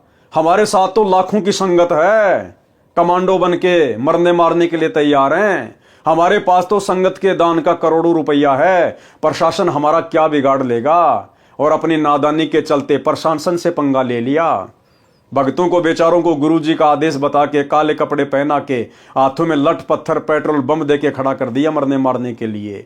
यही अहंकार 2014 में गुरुजी के परिवार को ले डूबा, सतलोक आश्रम मैनेजमेंट हरियाणा को ले डूबा। उनको अभिमान था कि हमारे साथ श्री कृष्ण हैं, कोई भी देव ऋषि व साधु हमारा कुछ नहीं बिगाड़ सकता। श्री कृष्ण को सर्वशक्तिमान मान रखा था। द्वारिका के नौजवानों को शरारत सूझी, आपस में विचार किया कि साधु लोग ढोंगी होते हैं, इनकी पोल खोलनी चाहिए, चलो दुर्वासा ऋषि की परीक्षा लेते हैं। श्री कृष्ण के पुत्र प्रद्युम्न ने गर्भवती स्त्री का स्वांग धारण किया, पेट के ऊपर छोटा कड़ाहा बांधा, उसके ऊपर रुई लोगड़ रखकर वस्त्र बांधकर स्त्री के कपड़े पहना दिए, उसका एक पति बना लिया। 7-8 नौजवान यादव उनके साथ दुर्वासा के डेरे में गए और प्रणाम करके निवेदन किया कि ऋषि जी, आपका बहुत नाम सुना है कि आप भूत भविष्य तथा वर्तमान की जानते हैं। ये पति पत्नी हैं, इनके विवाह के 12 वर्ष बाद परमात्मा ने संतान की आशा पूरी की है। ये जानना चाहते हैं कि गर्भ में लड़का होगा या लड़की। ये जानने के लिए उतावले हो रहे हैं, कृपया बताने का कष्ट करें। ये मजाक भक्तों को शोभा नहीं देता। गुरुदेव भगवान कहते हैं, तीर कमान से और बात जुबान से एक बार निकल गई वापस नहीं आती है। इसलिए भक्तों ने बहुत सोच समझकर शब्द अपनी जिह्वा से निकालने चाहिए। सुनिए छोटा सा सत्संग। अब वही तो बात है ना, कहते हैं तीर कमान से और वचन जुबान से निकलने के बाद वो वापस नहीं आता। तो सोच समझ कर हमने हर क्रिया बोल चाल करनी चाहिए।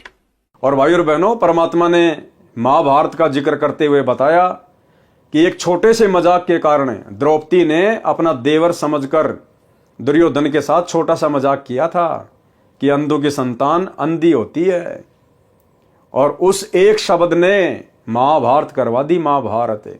तो हम भक्तों ने इस भक्ति मार्ग पर, विशेषकर वर्तमान में हम सत्सेवक भाई बहनों ने बहुत ही सोच समझ के इन शब्दों का प्रयोग करना है।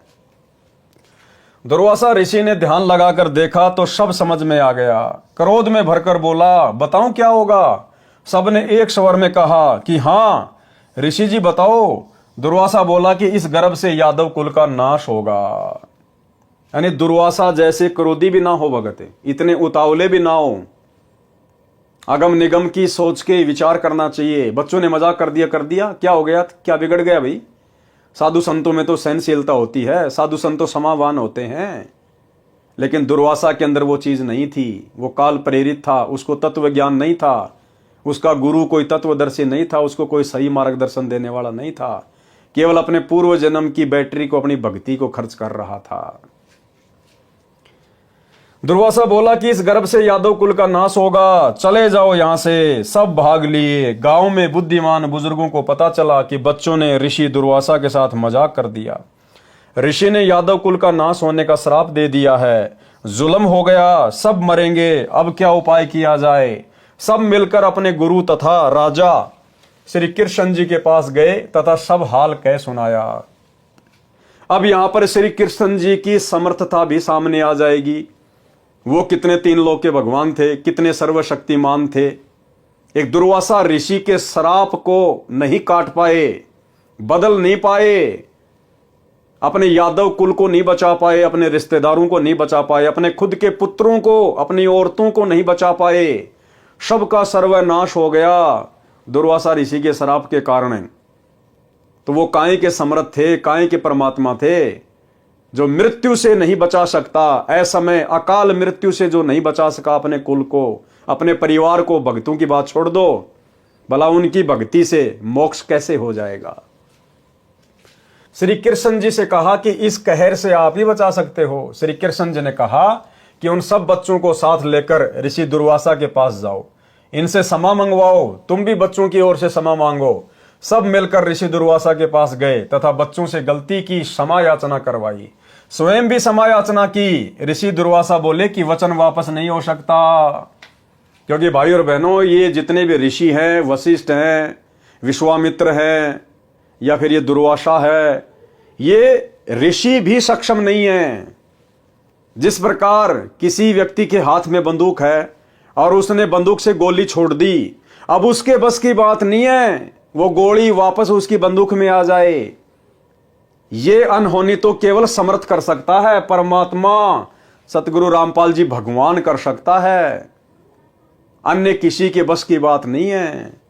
तो ये साधु संत महात्मा केवल दुनिया का सत्यानाश कर सकते हैं, ये आबाद नहीं कर सकते। अगर दुनिया को साधु संतों के रूप में किसी ने आबाद किया है, कोई आशीर्वाद दिया है, तो इस कबीर भगवान ने दिया है, सतगुरु रामपाल जी परमात्मा ने। ऋषि दुर्वासा बोले कि वचन वापस नहीं हो सकता। सब वापस श्री कृष्ण जी के पास आए तथा कहा कि दुर्वासा के श्राप से बचने का उपाय बताओ। अब देखिए, दुनिया जिस श्री कृष्ण जी की भक्ति करती है, अब श्री कृष्ण जी उपाय भी ढंग का नहीं बता पाए।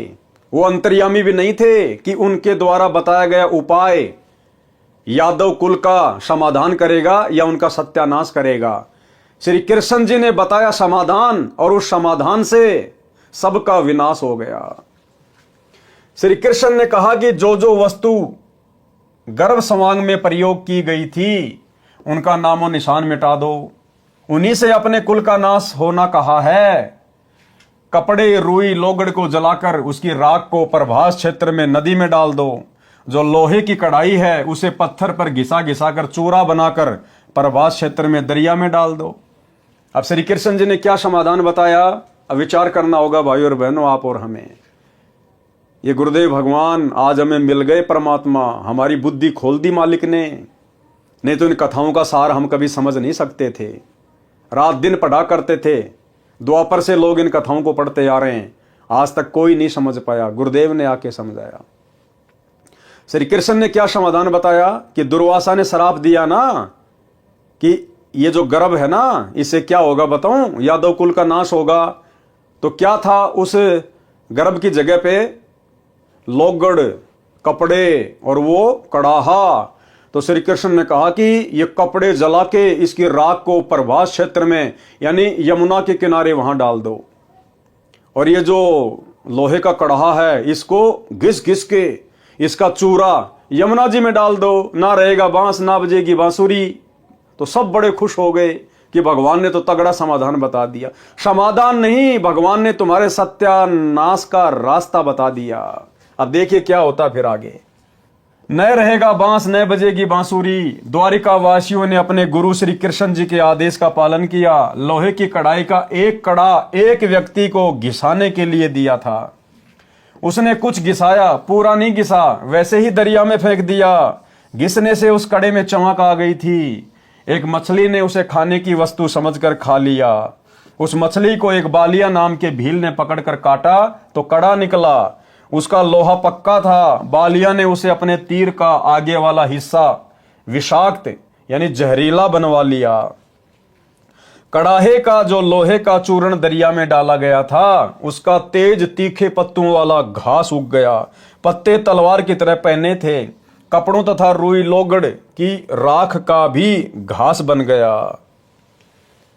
कुछ वर्षों के बाद दुर्वासा के श्राप के कारण द्वारिका में अनहोनी घटनाएं होने लगी। आपसी झगड़े होने लगे, एक दूसरे को छोटी सी बात पर मारने लगे। सारी द्वारिका में उपद्रव होने लगा। द्वारिका नगरी के बड़े सयाने लोग मिलकर श्री कृष्ण जी के पास गए, दोबारा गए श्री कृष्ण जी के पास, तथा दुख बताया कि नगरी में किसी को किसी का बोल अच्छा नहीं लग रहा। बिना बात के मरने मारने को तैयार हो जाते हैं। छोटे बड़े की शर्म नहीं रही है। क्या कारण है तथा यह कैसे शांत होगा? श्री कृष्ण जी ने बताया कि श्री दुर्वासा के श्राप के कारण यह हो रहा है। फिर समाधान क्या बताया? अरे दुर्वासा के श्राप का समाधान तो आपने बताया था उनको पहले, सालों पहले। अब कह रहे हो कि श्री दुर्वासा ऋषि के श्राप के कारण ये हो रहा है। फिर आपके समाधान ने भला क्या हल निकाला? इसका समाधान सुनो। फिर से समाधान बता रहे श्री कृष्ण जी। पहले वाला समाधान तो पूरा हुआ नहीं, फेल हो गया। दूसरा समाधान बता रहे हैं कि नगरी के सभी छोटे नवजात लड़के सहित यादव प्रभास क्षेत्र में उसी स्थान पर नदी में स्नान करो जिस स्थान पर कढ़ाई का चूर्ण डाला था। यानी यादवों को मरने मारने के लिए भेज रहा श्री कृष्ण। और यादव समझ रहे हैं कि इससे हमारा समाधान होगा। ये काल प्रेरणा भाई और बहनों, ये 3 लोक के भगवान भी काल की रेंज से बाहर नहीं है। श्राप से बचने के लिए द्वारिका नगरी के सब बालक, नौजवान तथा वृद्ध स्नान करने गए। श्री कृष्ण जी के कहने से स्नान करके बाहर निकलकर एक दूसरे से गाली गलौज करने लगे और उस कढ़ाई के चूरे से उत्पन्न घास को उखाड़कर एक दूसरे को मारने लगे। तलवार की तरह घास से सिर कटकर दूर गिरने लगे। कुछ व्यक्ति बचे थे, अन्य सब के सब लड़कर मर गए। उन बचे हुओं को ज्योति निरंजन काल ने स्वयं श्री कृष्ण जी में प्रवेश करके उस घास से मार डाला। अकेला श्री कृष्ण बचा था। अब श्री कृष्ण जी ने खुद की मौत का सामान खुद ही तैयार करवाया कि उस कढ़ाई को जमुना जी में घसो। एक आलसी व्यक्ति को दे दिया, लास्ट में उसने वो कढ़ाई से कैसे फेंक दिया। क्या श्री कृष्ण जी को नहीं पता था इस बात का कि इस प्रकार से वहां पर उस कढ़ाई को घिसा जाएगा और एक व्यक्ति उसके कड़े को ऐसा का ऐसा यमुना में डाल देगा। वो कड़ा एक मछली खा जाएगी, मछली को एक बालिया नाम का भील उसको पकड़ लेगा और वो फिर उस कड़े से अपना जहरीला तीर बनवाएगा और उसी तीर से तेरी मृत्यु होगी। फिर काहे के भगवान, काहे के अंतर्यामी, जब उनको इतना ही पता नहीं, खुद की मौत का सामान खुद ने तैयार करवा लिया, तो भला अन्य का, यादुओं का कहां से वो समाधान करते। और आज उनके चले जाने के बाद दुनिया उनके मंदिर बना बना के तालियां पीट रही हैं, घंटियां बजा रही है, भंडारे कर रही है। आज क्या मिल जाएगा भाई, जब वो रहते सहते अपने खानदान को, अपनी औरतों को, अपने लड़कों को, अपने रिश्तेदारों को मरने से नहीं बचा पाए, एक शराब से नहीं बचा पाए, तो आज उनके चले जाने के बाद भला आज उनकी भक्ति करने से, मंदिर बनाने से, मूर्ति बनाने से, उनकी जन्माष्टमी मनाने से आज क्या लाभ होगा। 0/0। दुनिया अंधकार में जी रही है बिना सतगुरु के तत्व ज्ञान के। एक वृक्ष के नीचे जाकर लेट गया श्री कृष्ण जी। एक पैर को दूसरे पैर के घुटने पर रखकर लेट गया। दाएं पैर के पंजे में पद्म जन्म से लगा था जो चमक रहा था। जिस बालिया नाम के भील यानी शिकारी ने मछली से निकले कढ़ाई के कड़े का विष लगाकर तीर बनवाया था, वह शिकारी उसी तीर को लेकर उसी स्थान पर शिकार की तलाश में आया जिस वृक्ष के नीचे श्री कृष्ण लेटे थे। वृक्ष की छोटी छोटी टहनियां चारों ओर नीचे पृथ्वी को छू रही थी, लटक रही थी। उन झुरमटों में से श्री कृष्ण के पैर का पद्म ऐसा लग रहा था जैसे किसी हिरण की आंख चमक रही हो। शिकारी बालिया ने आव देखा न ताव, उस चमक पर तीर दे मारा। तीर निशाने पर लगा। पैर के तलवे में विषाक्त तीर लगने से श्री कृष्ण जी की चीख निकली। बालिया समझ गया कि किसी व्यक्ति को तीर लगा है। निकट जाकर देखा तो कोई राजा है। पूछने पर पता चला कि श्री कृष्ण है। अपनी गलती की क्षमा याचना करने लगा और कहा कि हे भगवान, धोखे से तीर लग गया। मैंने आपके पैर के पद्म की चमक मृग की आंख जैसी लगी, क्षमा करो। श्री कृष्ण ने कहा कि बालिया, तेरा कोई दोष नहीं है, होनी प्रबल होती है। मैंने तेरा बदला चुकाया है। त्रेता युग में तू किष्किंधा का राजा सुग्रीव का भाई बाली था। मैं अयोध्या में रामचंद्र नाम से राजा दशरथ के घर पर जन्मा था। उस समय मैंने तेरे को वृक्ष की ओट लेकर धोखा करके लड़ाई में मारा था। अब तू मेरा एक काम कर। अब बताओ भाई और बहनों, अपने कर्मों को ये भगवान नहीं काट पाए। त्रेता में श्री रामचंद्र जी अर्थात श्री विष्णु भगवान ने धोखे से पेड़ की ओट लेकर बाली को मारा। उसका बदला श्री कृष्ण रूप में द्वापर में देना पड़ा, अर्थात अपना वो किया हुआ कर्म भोगना पड़ा। जब ये भगवान अपना कर्म नहीं काट सकते तो इनकी भक्ति करने से आप और हमारे कर्म, आप और हमारे पाप कैसे कट जाएंगे। कॉमन सेंस की बात है।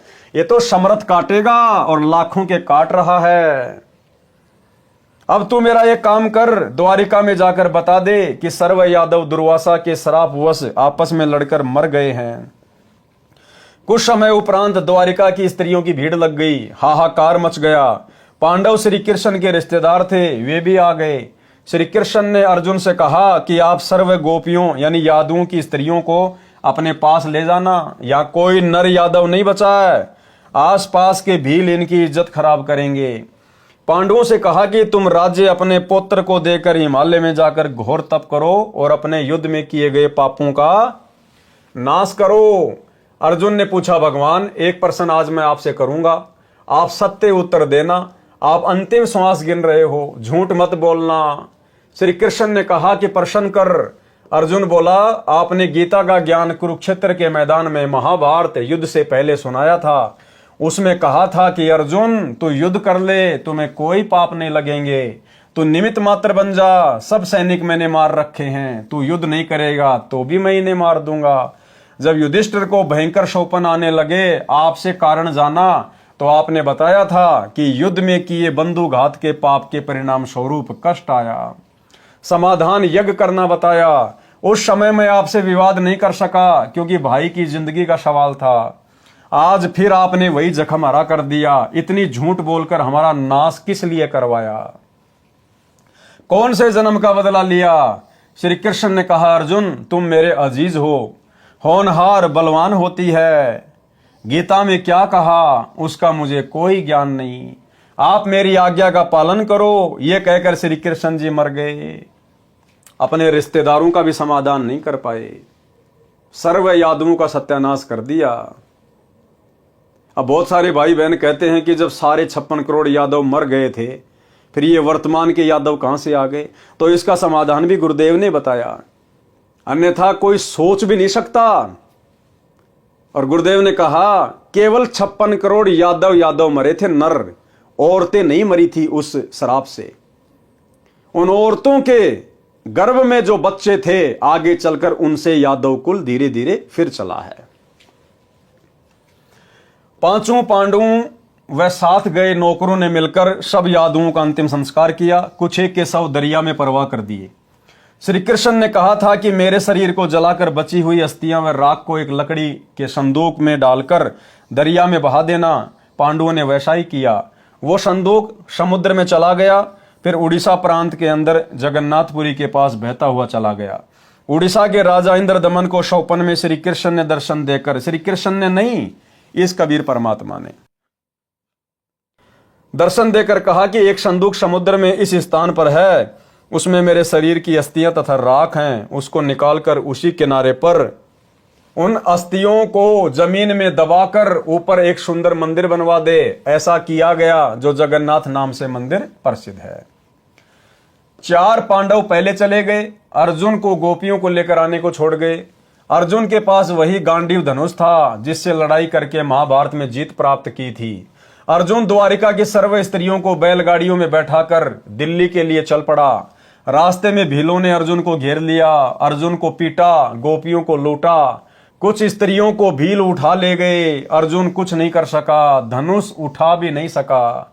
तब अर्जुन ने कहा था कि श्री कृष्ण नाश करने आया था, युद्ध में पाप करवाने के लिए तो बल दे दिया। लाखों योद्धा इसी गांडीव धनुष से मार गिराए, कोई मेरे सामने टिकने वाला नहीं था। आज वही अर्जुन है, वही धनुष है, मैं खड़ा खड़ा कांप रहा हूं। श्री कृष्ण जालिम था, धोखेबाज था, अर्जुन सोच रहा है।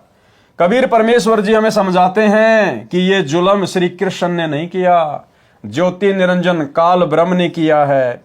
श्री कृष्ण का जीवन देख लो। श्री कृष्ण अपने कुल को मथुरा से लेकर जान बचाकर द्वारिका आया। द्वारिका में उनकी आंखों के सामने सब यादव कुल नष्ट हो गया। श्री कृष्ण का बेटा मर गया, पोता मर गया, सर्व कुल नष्ट हो गया, स्वयं बेमौत मरा। तो आज भाई और बहनों, उस श्री कृष्ण की भक्ति से आप और हमारी अकाल मृत्यु भला कैसे टल सकती है? 1% भी नहीं। उसके कुल की स्त्रियों की दुर्गति भीलों ने की, जबरदस्ती उठा ले गए, उनकी इज्जत खराब की, नरक का जीवन जीने के लिए मजबूर हुई। उसी श्री कृष्ण की पूजा करके जो सुख शांति की आशा करता है, उसमें कितनी बुद्धि है, इस घटना से पता चलता है। वाणी नंबर 150 से 184। ग्रीब दुर्वासा काली सीला ब्रज बली तिहु लोक, अम्बरीश दरबार में तिन भी खाया धोक। ग्रीब चक्र सुदर्शन शीस पड़ी, अम्बरीश को घाली, 3 लोक भागे फिरे ऐसे अवगत चाल। ग्रीब कलप किसी नहीं कीजिए, जो चाहे सो होए, दुर्वासा के छिपन को कहीं न पाई खोई। गरीब स्वर्ग मृत पाताल में चक्र सुदर्शन डीक, दुर्वासा के चक्कर से जरे नहीं अमरीश। गरीब चक्र अपूठा फिर गया चरण कवल को छूही, भक्ति विशंबर नाथ की देखी दूर बरदू। गरीब कोटि बजर को फूक दे चक्र सुदर्शन चूर, भक्ति वत्सल भगवान से रह पैड़ 10 दूर। गरीब दुर्वासा के दहन को रतीन जग में भेंट, 56 कोटि यादव गए देखी हेठ दर हेठ। गरीब शाग पत्र से छिक गए देखी भक्ति की रीति, जरे मरे नहीं तासते सतगुरु शब्द अतीत। गरीब अम्बरीश असला असल भक्ति मुक्ति का रूप, निश्वासर पद में रहे जहाँ छाया नहीं धूप। गरीब राजा के जोगी गए दुर्वासा ऋषि देव, चक्र चलाया घूर कर नहीं लई ऋषि सेव। गरीब दुर्वासा के शीस को चाल्या चक्र अचान, त्रिलोकी में ताश गमी कहीं न देऊं जान।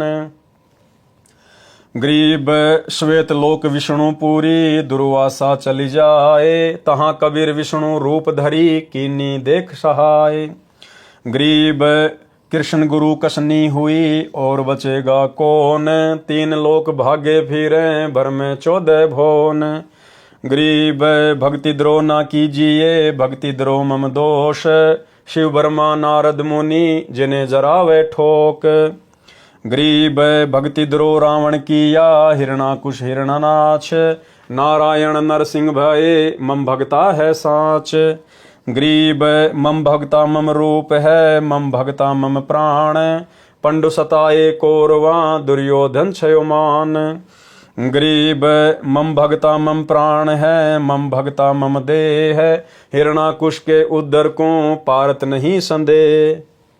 गरीब मम भगता मम प्रिय है नहीं दुनी से काम, राजा प्रजा रीति सब ये नहीं जाने राम।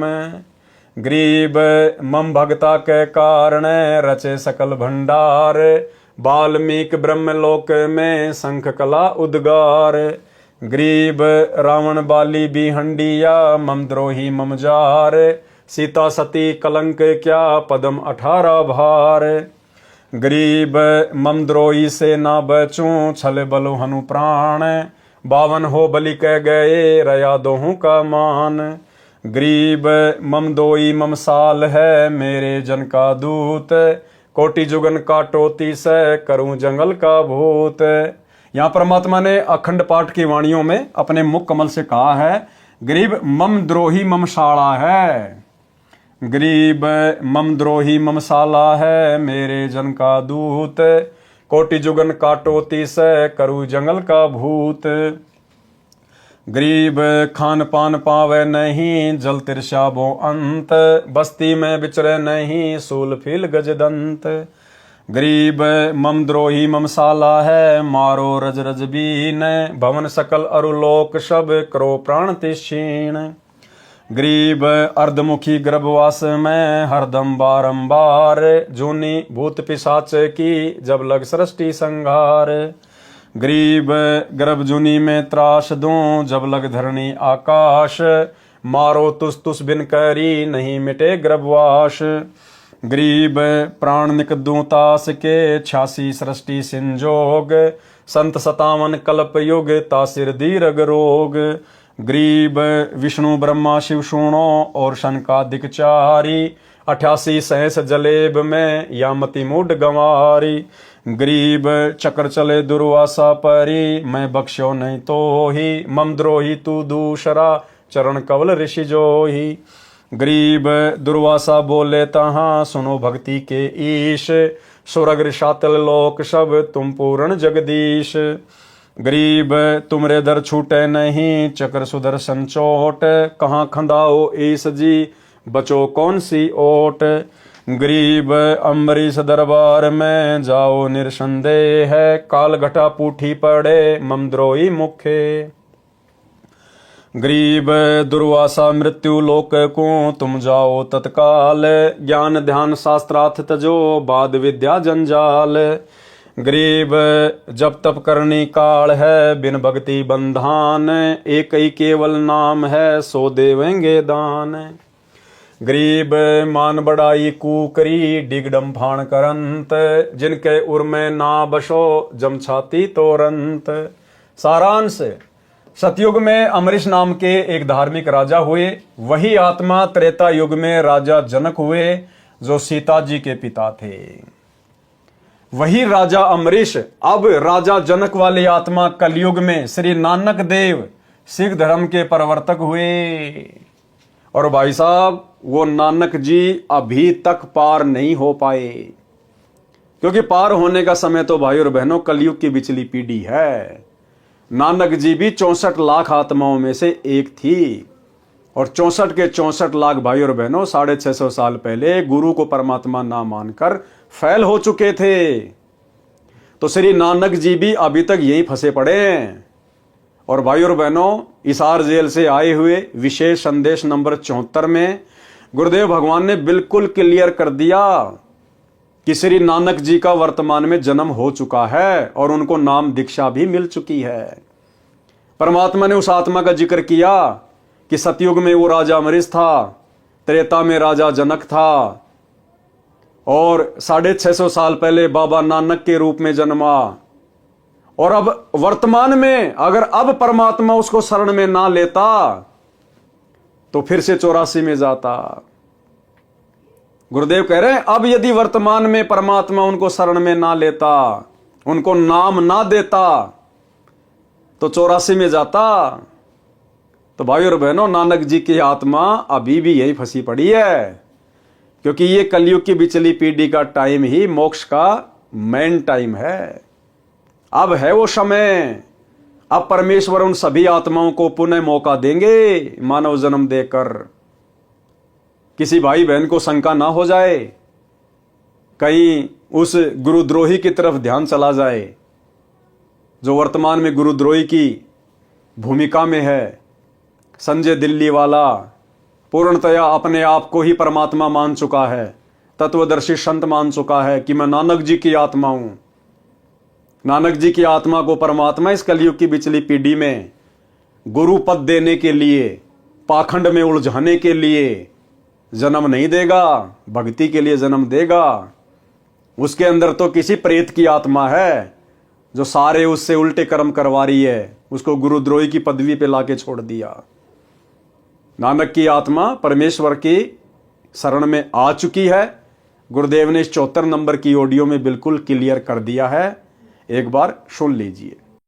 3 लोक का राज जय जीव को कोई दे, लाख बधाई क्या करे जय नहीं नाम ते ले। जैसे राजा अमरीश राजा थे और वो भक्ति ना करी तो करनी चाहिए थी, मर गया, राज छूट गया। कोई पुण्य शेष रह रहे थे, फिर राजा जनक बन गया, भक्ति से फिर बाबा नानक बन गया। अरीब जब नाम ना मिलता तो 84 में जाते और फिर ये जीवन भी ऐसे नष्ट हो जाता। अरीब जब नाम ना मिलता तो 84 में जाते और फिर ये जीवन भी ऐसे नष्ट हो जाता। अरीब जब नाम ना मिलता तो 84 में जाते और फिर ये जीवन भी ऐसे नष्ट हो जाता। तो भाई और बहनों, क्लियर हो गया। परमात्मा ने उसके सारे जन्म गिना दिए, नानक जी वाला जन्म भी बता दिया कि फिर उसको नानक जी का जन्म मिला। और अब वर्तमान में यदि परमात्मा उसको नाम ना देते, उसको शरण में ना लेते, तो 84 में जाता। इसका मतलब वर्तमान में वो आत्मा जन्म ले चुकी है और गुरुदेव भगवान की शरण में आकर अपनी भक्ति कर रही है। राजा अमरीश के इष्ट देव श्री विष्णु जी थे, किसी गुरु जी से दीक्षा लेकर साधना करते थे। राजा अमरीश भक्ति को प्राथमिकता देते थे, उनके लिए अन्न जल का संयम रखते थे कि मन भक्ति में लगे। भगत अमरीश ने महीने के आहार का नियम बना रखा था, वे प्रतिदिन 1 रोटी कम खाते थे। उस समय मानव शरीर लंबा चौड़ा होता था, मानव की लंबाई 100 फुट के आसपास होती थी। इसके अनुसार मोटाई भी अधिक होती थी, भोजन की खुराक भी अधिक होती थी। गुरु जी ने एकादशी का व्रत रखना भी भक्ति कर्म बता रखा था। अमरीश को वेद ज्ञान भी था, उनकी आत्मा मानती थी कि व्रत रखना वेद में नहीं लिखा है। गुरु को भी नाराज नहीं करना चाहा, इसलिए अपने आहार को इस प्रकार नियमित किया कि एकादशी को भोजन न करना पड़े। जैसे एक दिन में पेट भरने के लिए सामान्य तौर पर 11 रोटी भोजन करते थे, तो उसको प्रतिदिन इस तरह कम करते थे कि एकादशी को बिल्कुल न खाना पड़े। जैसे कृष्ण पक्ष की अमावस्या को रोटी व अन्य सब्जी खाते थे, तो प्रतिदिन एक रोटी व उसी अनुसार सब्जी भी कम कर देते थे। तो एकादशी को कुछ नहीं खाते थे, फिर इसी तरह प्रतिदिन एक एक रोटी बढ़ाते थे। यह प्रति महीने का क्रम था। एक बार एकादशी को ऋषि दुर्वासा जी राजा अम्बरीश के दरबार में आए। राजा ने ऋषि जी का आदर सत्कार किया, भोजन के लिए निवेदन किया। ऋषि दुर्वासा ने कहा कि भोजन तैयार करवाओ, तब तक मैं दरिया पर स्नान करके आता हूं।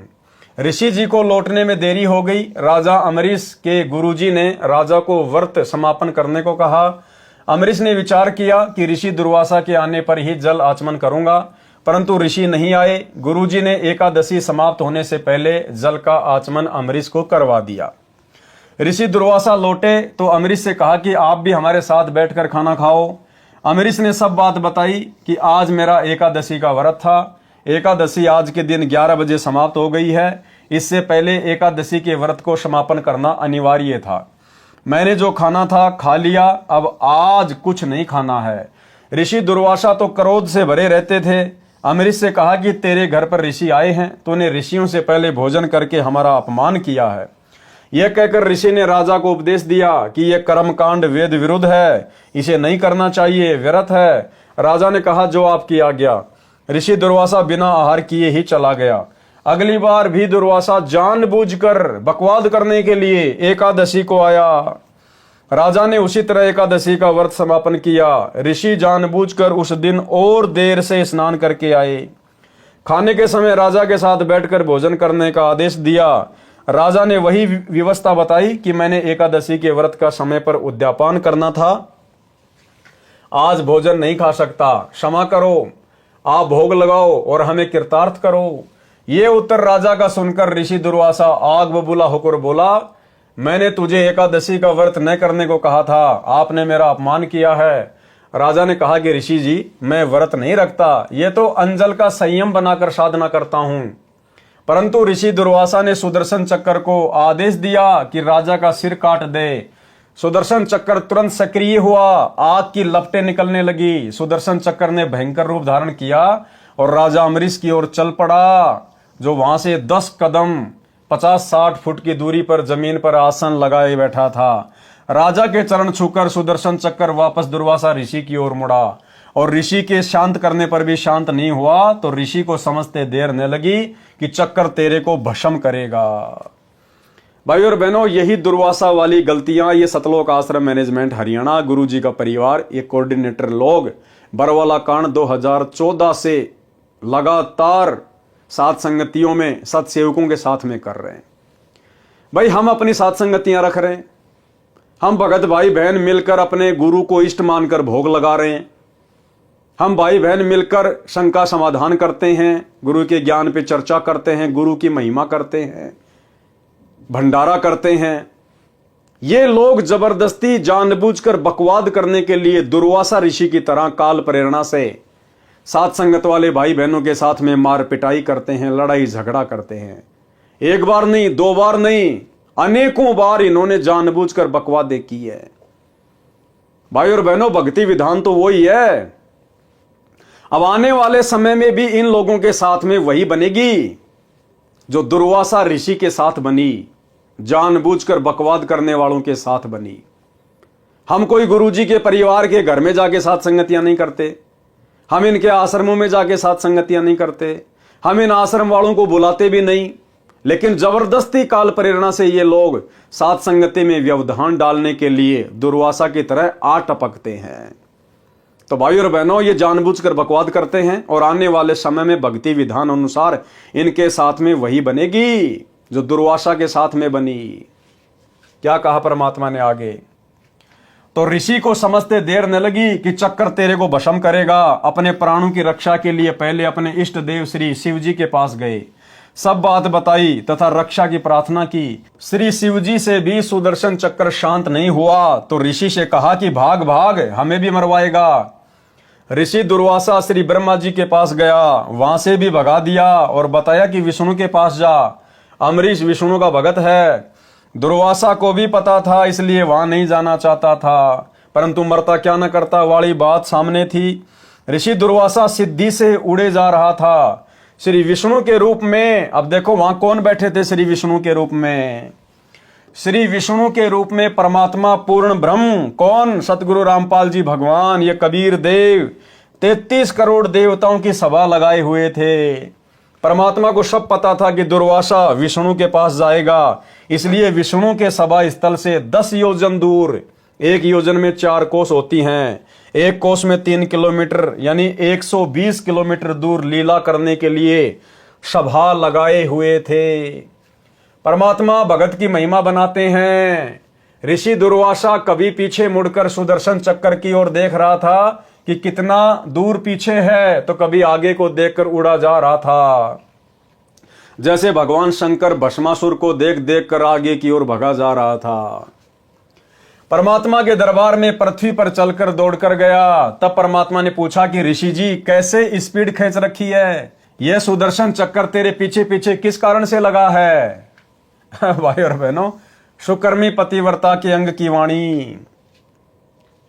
और फिर परमात्मा ने समाधान बताया उसको कि भैया मेरे भगत के साथ में अगर बकवाद करोगे तो तुम्हारा यही असर होगा, और वापस जाओ, मेरे भगत से समायाचना करो, उसके पैर पकड़ो, नाक रगड़ो, तब तुम्हें इस कर्म दंड से माफी मिलेगी, नहीं तो तेरा सुदर्शन चक्कर गर्दन उतारेगा तेरी। अब वो मरता क्या ना करता। अब उसको विश्वास भी नहीं हो रहा था कि भगवान मैं भी आपका पुजारी, अम्बरीश भी आपका पुजारी, फिर ये सुदर्शन चक्कर अम्बरीश ही कैसे शांत करेगा यदि आप नहीं कर रहे तो। लेकिन परमात्मा ने तो अपने भगत की महिमा बनानी थी। सुकर्मी पतिव्रता के अंग की वाणी से, वाणी नंबर 95। गरीब बूझे बिशंबर नाथ, चक्कर क्यों चोट चलाई, क्या गुस्ताखी कीनी, कथा मोहे बेग सुनाई। अर्थात परमात्मा ने विष्णु रूप में ऋषि दुर्वासा से पूछा कि सुदर्शन चक्कर ने आपके ऊपर आक्रमण किस कारण से किया, शीघ्र बताओ क्या शरारत की है। दुर्वासा ने बताया, वाणी नंबर 96 से 100। गरीब अम्बरीश मृतलोक बसै, एक राजा सूचा, करे एकादश व्रत, ज्ञान कछु अधिक ऊंचा। गरीब हम कीन्या ब्रह्म ज्ञान, उन्हें सरगुण उपदेशा, छाड़ एकादश व्रत, कहा हम लग्या अंदेशा। गरीब हम दीन्या चक्कर चलाई, काटी सिर इसका लीजे, ओ चक्कर पग छूही उलट करी, दिग्विजय कीजे। गरीब हम भागे भय खाई, चक्कर छूटे गए नारा, 3 लोक में गवन किए, राखे नहीं किने अधारा। गरीब अब आए तुम पास, जान राई जानत सोई, हमको ल्यो छिपाई, चक्कर मारे नहीं मोही। सारांश, मृत लोक यानी पृथ्वी के ऊपर अम्बरीश नाम का एक सच्चा सोचा राजा निवास करता है। वह एकादशी का व्रत करता है, परंतु उसका ज्ञान उत्तम है। सारी सच्चाई बता दी वहां तो उसने। मैंने उनको ज्ञान समझाया और कहा कि आप एकादशी का व्रत त्याग दो, परंतु राजा अपनी बात को ऊपर रखते हुए अपना ज्ञान बोलने लगा। इससे मुझे क्रोध आ गया। मैंने सुदर्शन चक्कर को आज्ञा दी कि राजा अम्बरीश का सिर काट दे। सुदर्शन चक्कर चला और राजा के चरण छूकर उल्टा मेरे को मारने के लिए चल पड़ा। मैं डरकर भागा, तीनों लोकों में रक्षा के लिए गया, परंतु किसी ने शरण नहीं दी। हे जानी जान, अब मैं आपकी शरण में आया हूं, मेरे को छुपा लो, सुदर्शन चक्कर मुझे मारे ना, मेरी रक्षा करो। भाई और बहनों, ऐसी बात नहीं है। परमात्मा ने कहा कि सुदर्शन चक्कर को विष्णु भी शांत कर सकता था, ब्रह्मा भी कर सकता था, लेकिन वो सुदर्शन चक्कर श्री विष्णु जी ने नहीं छोड़ा था। वो सुदर्शन चक्कर श्री ब्रह्मा जी वाला नहीं था, शंकर जी वाला नहीं था। वो सुदर्शन चक्कर तो पूर्ण ब्रह्म परमात्मा कबीर देव सतगुरु रामपाल जी भगवान ने छोड़ा था, और उनके द्वारा छोड़ी गई शब्द शक्ति को उनके अलावा कोई भी नहीं रोक सकता। वाणी नंबर 101 से 103, 107 से 111, 115। गरीब हंसे विशंबर नाथ, ऋषिजन तू ज्ञान ही ना, अम्बरीश दरबार तुम क्यों दिग्विजय की ना। गरीब अम्बरीश रणधीर, सती सूरा सतवादी, तुम दुर्वासा देव फिरो ज्ञानन के वादी। गरीब निर्गुण सरगुण भक्ति, सब उनके हैं देवा, उर में रहे छिपाई, कहे कोनन से भेवा। गरीब तुम ऋषि जाओ बेगी अम्बरीश दरबारा, दूध बाद मिटी जाही हो तुम्हारा निस्तारा। गरीब चरण कमल चितलाई पढ़ो उनके दरबारा, वे कल्प वृक्ष स्वरूप कष्ट के मोचन हारा।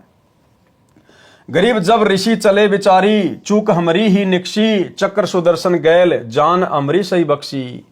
गरीब बोले राजा बैन सुनो दुर्वासा देवा, ना कछु हमरे दोष तुम्हारा तुमको लेवा। गरीब राजा दो आशीष पीठ पर हाथ लगाओ, चक्र सुदर्शन पकड़ी धरो मेरे मस्तक लाओ। गरीब अम्बरीश को चक्कर पकड़ी शीतल चक्कर कीन्या, जब ऋषि दई आशीष सही राजा पर बीना। पारक के अंग से वाणी। गरीब दुर्वासा काली सीला बजरबली तिहु लोक, अम्बरीश दरबार में तिन भी खाया धोक। गरीब चक्र सुदर्शन शीस परी अम्बरीश को घाल, तीन लोक भागे फिरे ऐसी अवगत चाल। गरीब कल्प किसी नहीं कीजिए, जो चाहे सो होए, दुर्वासा के छिपन को कहीं न पाई खोई। गरीब स्वर्ग मृत पाताल में चक्र सुदर्शन डीक, दुर्वासा के चक्कर से जरे नहीं अम्बरीश। गरीब चक्र अपूठा फिर गया चरण कवल को छूही, भक्ति विशंबर नाथ की देखी दूबर दू।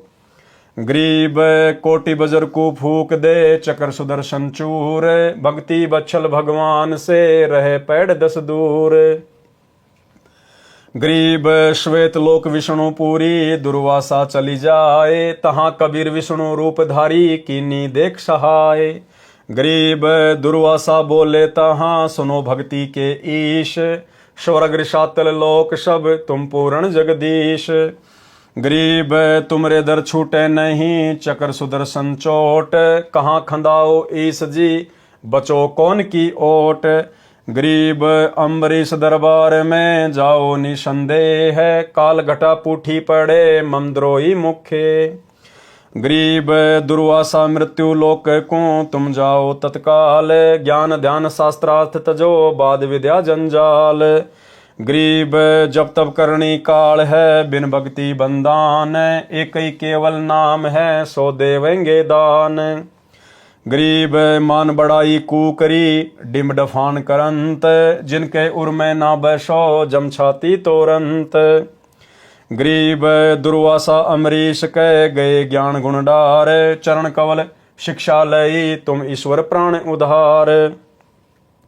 गरीब बख्शो प्राण दया करो पीठ लगाओ हाथ, उर मेरे में ठंडी होए शीतल कीजे गात।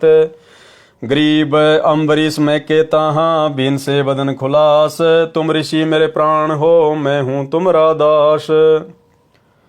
गरीब चक्र सुदर्शन शीस धरी दीजो भक्ति की आन, मैं चेरा चरणा रहूं बख्शो मेरे प्राण। गरीब चक्र सुदर्शन पकड़ कर अम्बरीश बैठाए, दुर्वासा पर मेहर करी चलो भक्ति के भाई। अचला के अंग से वाणी। वाणी नंबर 130 से 134। गरीब दुर्वासा कैसे बचे अम्बरीश के चोर, परमेश्वर बिच कर परे चक्र सुदर्शन जोर। गरीब जोरा देखा चक्कर का जब उठे जगदीश, खंड खंड करी नाखी है तोर बगावे शीस। गरीब भक्ति द्रोह काहे किया रेसठ मूड गंवार, चरण कमल तुम धोपी वो अम्बरीश दरबार। गरीब दुर्वासा पूठे फिरे जाया किया प्रणाम, अम्बरीश स्थिर किए चरण कमल का ध्यान। गरीब जय जय जय अम्बरीश तुम जय जय जय भक्ति विशेष, तीन लोक की मांड में रखी हमारी टेक। शुकर्मी पतिव्रता के अंग का सारांश। दुर्वासा के ये वचन सुनकर परमात्मा जी हंसने लगे और बोले कि ऋषि तू ज्ञानहीन है, अम्बरीश के दरबार में झगड़ा क्यों किया। इसी प्रकार आने वाले समय में परमात्मा इनको धमकाएंगे, आश्रम वालों को, कोऑर्डिनेटरों को, अपने बेटा बेटियों को, भाई को, कि नालायकों वो अपनी भक्ति कर रहे थे। अरे वो अपनी कर रहे थे, तुम अपनी कर रहे थे, वो तुम्हारे घर पे आके थोड़ी कर रहे थे, आश्रमों में थोड़ी कर रहे थे। जैसा उन्होंने मेरी भक्ति को समझा वो कर रहे थे। तुमने वहां जाकर व्यर्थ में वाद विवाद क्यों किया, लड़ाई झगड़ा क्यों पैदा किया। तो भाई और बहनों अंत में इनको माफी मांगनी पड़ेगी। लेकिन ये कलयुग की बिचली पीढ़ी है भाई और बहनों, वर्तमान में परमात्मा के नहीं भक्तों की महिमा नहीं बनाएंगे, वर्तमान में तो गुरुदेव भगवान की ही महिमा बनेगी। और इन मूर्खों ने अपने गुरुदेव से नाक रगड़ रगड़ के अंत में माफी मांगनी पड़ेगी। सतलोक आश्रम मैनेजमेंट वालों ने, गुरुदेव के कलयुगी परिवार वालों ने। दुर्वासा के ये वचन सुनकर परमात्मा जी हंसने लगे और बोले कि ऋषि तू ज्ञानहीन है, अम्बरीश के दरबार में झगड़ा क्यों किया? अम्बरीश राजा तो पूर्ण रूप से मेरे में समर्पित है, जिस प्रकार सत्सेवक भाई बहन अपने गुरुजी में समर्पित होकर साथ संगतियां रखते हैं, सत्य वक्ता हैं, यानी ज्ञान आधार से चर्चा करते हैं। हे दुर्वासा, तुम तो ज्ञान के वाद विवाद करने वाले महिमा के भूखे फिर रहे हो।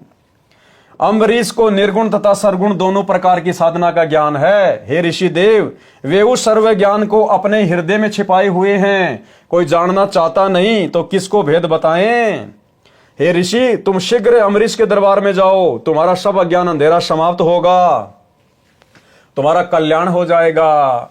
हे ऋषि दुर्वासा, तुम अम्बरीश के दरबार में जाकर उनके चरणों में गिरो, वे संकट के मोचन करने वाले हैं। अचला के अंक की वाणी का सारांश। ठीक इसी प्रकार भाई और बहनों, एक सत्संग में गुरुदेव ने स्पष्ट कर दिया अपनी संगत के लिए भी कि जैसे तुम आपस में झगड़ा करते हो और भले तुम दोनों भगत हैं, भले दो भगत हैं और आपस में झगड़ा कर रहे हैं, दोनों ने नाम भी ले रखा है, और एक भगत बेचारा कुछ नहीं कहता और एक जबरदस्ती उसको परेशान करता है। जैसे हम सत्सेवक भाई बहन कुछ नहीं करते और ये मैनेजमेंट वाले जबरदस्ती हमारे को दुखी करते हैं, परेशान करते हैं। तो परमात्मा ने बताया जो भगत बेचारा शांत है, कुछ नहीं करता, ज्ञान आधार से भक्ति कर रहा है, उसकी तो परमात्मा रक्षा करेगा, और जो जबरदस्ती बकवाद करता है उसका परमात्मा बक्कल उतारेगा, दुर्वासा ऋषि की तरह। ये छोटा सा सत्संग है, सुन लीजिए गुरुदेव के मुख कमल से।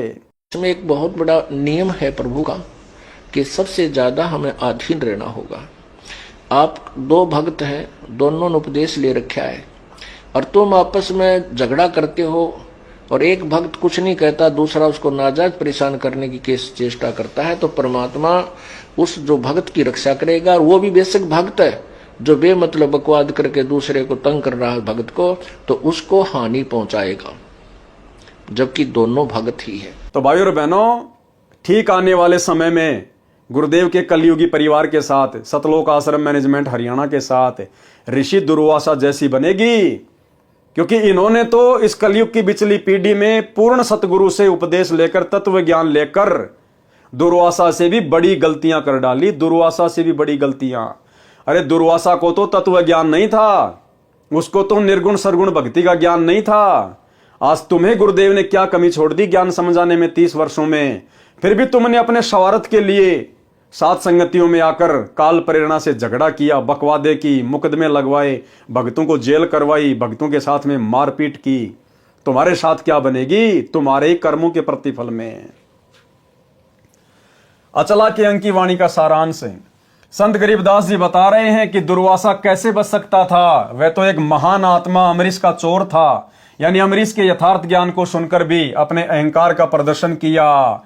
ठीक इसी प्रकार सात संगति की वीडियो देखकर भी सतलोक आश्रम मैनेजमेंट हरियाणा वाले अपने अहंकार का ही प्रदर्शन कर रहे हैं, सच्चाई को स्वीकार नहीं रहे।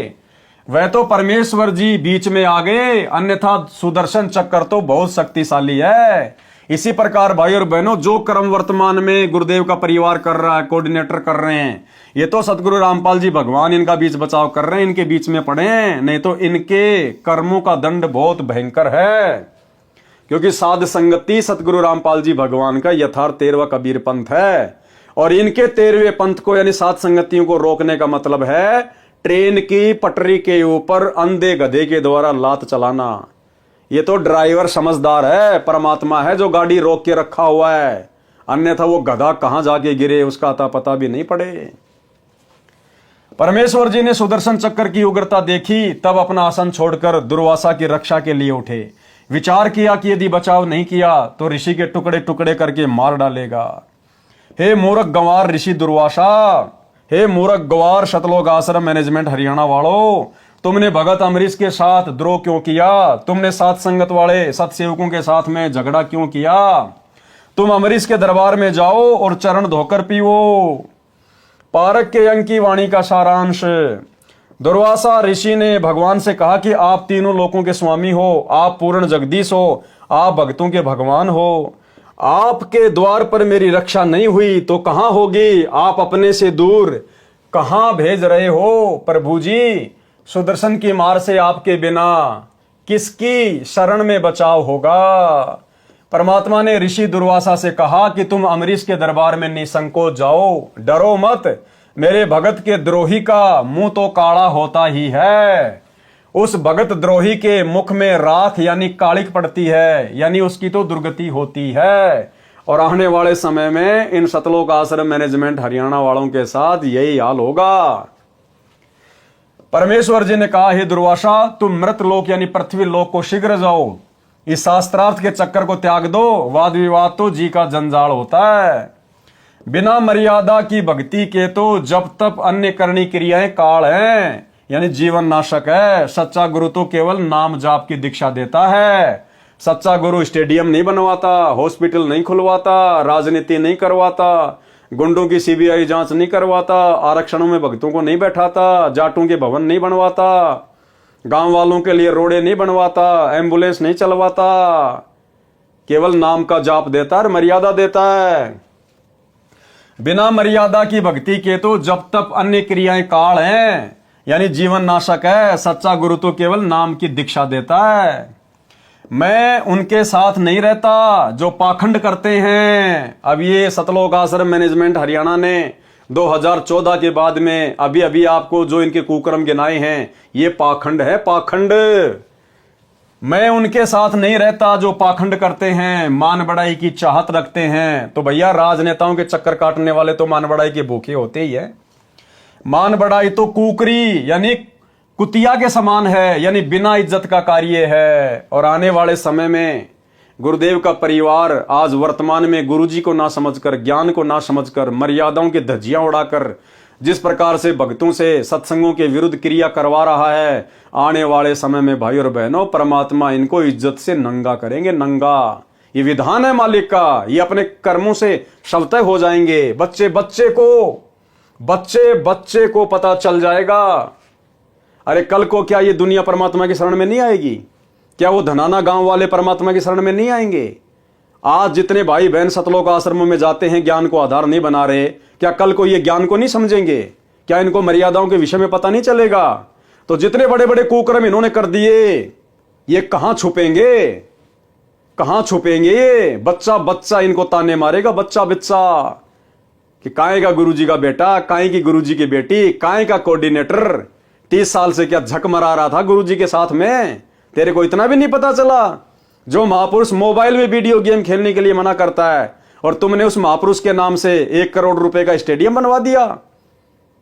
ये बच्चा इनको बोलने नहीं देगा। आने वाले समय में बच्चा बोलेगा कि राजनीति कहां है गुरुजी के सत्संग में?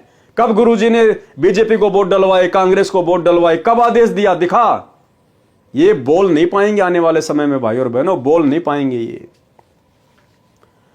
मान बढ़ाई तो कुकरी यानी कुतिया के समान है, यानी बिना इज्जत का कार्य है।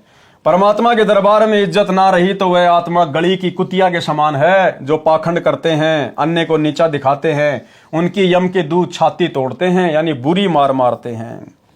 दुर्वासा ऋषि लौटकर राजा अम्बरीश के दरबार यानी राजभवन में गया। मरता क्या न करता, अपने ज्ञान को त्याग कर अपनी गलती मानकर कहा कि आप तो मेरे ईश्वर हो, मेरे प्राण आधार हो, दया करो, मेरे प्राणों की रक्षा करो, मेरी पीठ पर कृपया भरा हाथ रखो ताकि मेरा दिल शांत हो, कलेजे को ठंडक पड़े, मेरा भय समाप्त हो।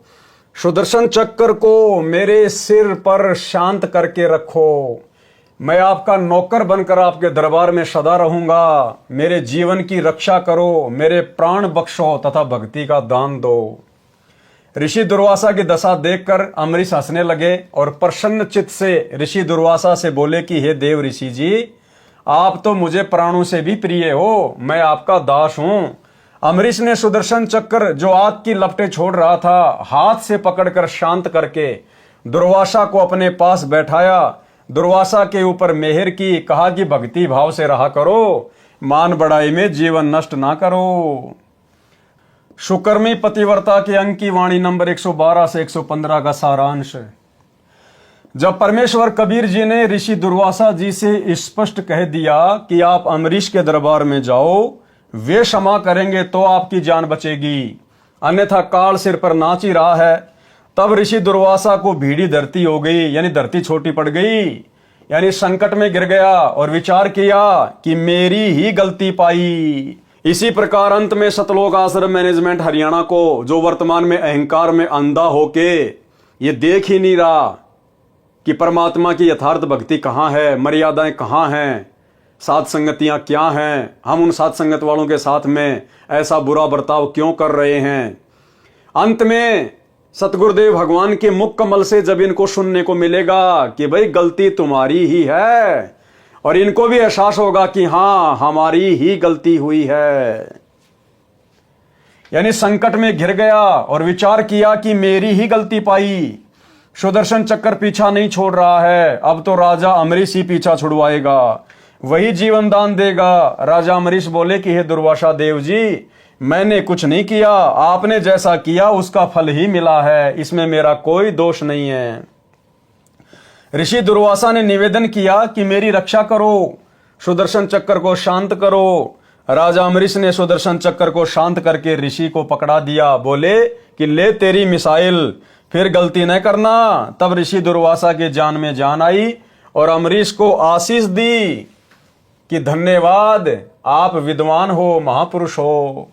अचला के अंक की वाणी नंबर 133-134 का भी यही अर्थ है, दुर्वासा तथा अम्बरीश की सत्य कथा का सारांश। तो भाई और बहनों, आज की वीडियो में हम केवल इतना ही लेंगे। इन कथाओं के माध्यम से हमने शिक्षा साथ साथ लेकर चलना है। अगर हम इनको पढ़ते चले गए, सुनते चले गए, अपने जीवन में इन शिक्षाओं को लागू किया नहीं, तो इनको सुनने और सुनाने का कोई फायदा नहीं है। तो भाई और बहनों, हम भगत हैं, संत हैं, गुरुदेव ने हमारे कुछ लक्षण बताए हैं, गुण बताए हैं। हमने अपनी मर्यादाओं में रहकर, अपने परमात्मा से डरकर, भक्ति भाव से चलते हुए हमने इस काल के लोक में गुरु आशीर्वाद से विजय प्राप्त करनी है। यानी हमने हर स्थिति में ज्ञान को आधार बनाकर एक भगत के लक्षण अपने ऊपर धारण करके गुरुदेव को प्रसन्न करना है। अगर मोक्ष प्राप्त करना है तो सीधा सीधा पॉइंट है कि अपने गुरु को प्रसन्न रखो। आपकी किसी भी क्रिया से गुरु दुखी ना हो जाए।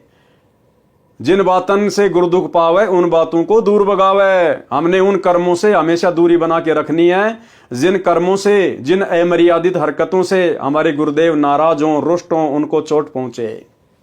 तो हमने तो मोक्ष प्राप्त करना है, इसलिए तो हम इतना सब कुछ प्रयत्न कर रहे हैं। और यदि हमने मर्यादा तोड़ दी, भगत के लक्षण धारण किए नहीं, दुर्वासा की तरह हो गए, सतलोक आश्रम मैनेजमेंट हरियाणा वालों की तरह बिहेव करने लग गए, तो फिर क्या बनेगी हमारे साथ में। अंत में किया कर्म तो दे देगा परमात्मा, राजा बना देगा, महाराजा बना देगा, देव बना देगा, लेकिन मोक्ष तो नहीं हुआ। मोक्ष नहीं हुआ तो फिर 84, फिर ये कष्ट, समस्याएं यूं की यूं खड़ी रहेंगी। तो भाई और बहनों, हमने तो हर हाल में सहन करते हुए आगे बढ़ना है। जैसे हमारे गुरुदेव भगवान एक भगत की भूमिका करते हुए सबकी गालियां, सबकी मार पिटाई, सबके लांछन, सबके व्यंग, ताने, जेल सहन करते हुए निरंतर भक्ति मार्ग पर आगे बढ़ रहे हैं। हमने भी उसी प्रकार से अपने गुरु के भक्ति वाले जीवन को देखते हुए निरंतर आगे की ओर बढ़ना है, नीची गर्दन करके अपने आप को मृत जानकर। तब गुरु हमसे प्रसन्न होंगे। तो भाई और बहनों, आज के वीडियो में केवल इतना ही। कल रात्रि 8 बजे फिर से सभी भाई बहन लाइव जुड़िए। तब तक गुरुदेव भगवान हम सबको आज्ञा दें, इजाजत दें, आशीर्वाद दें। बंदी छोड़ सतगुरु रामपाल जी भगवान की जय हो।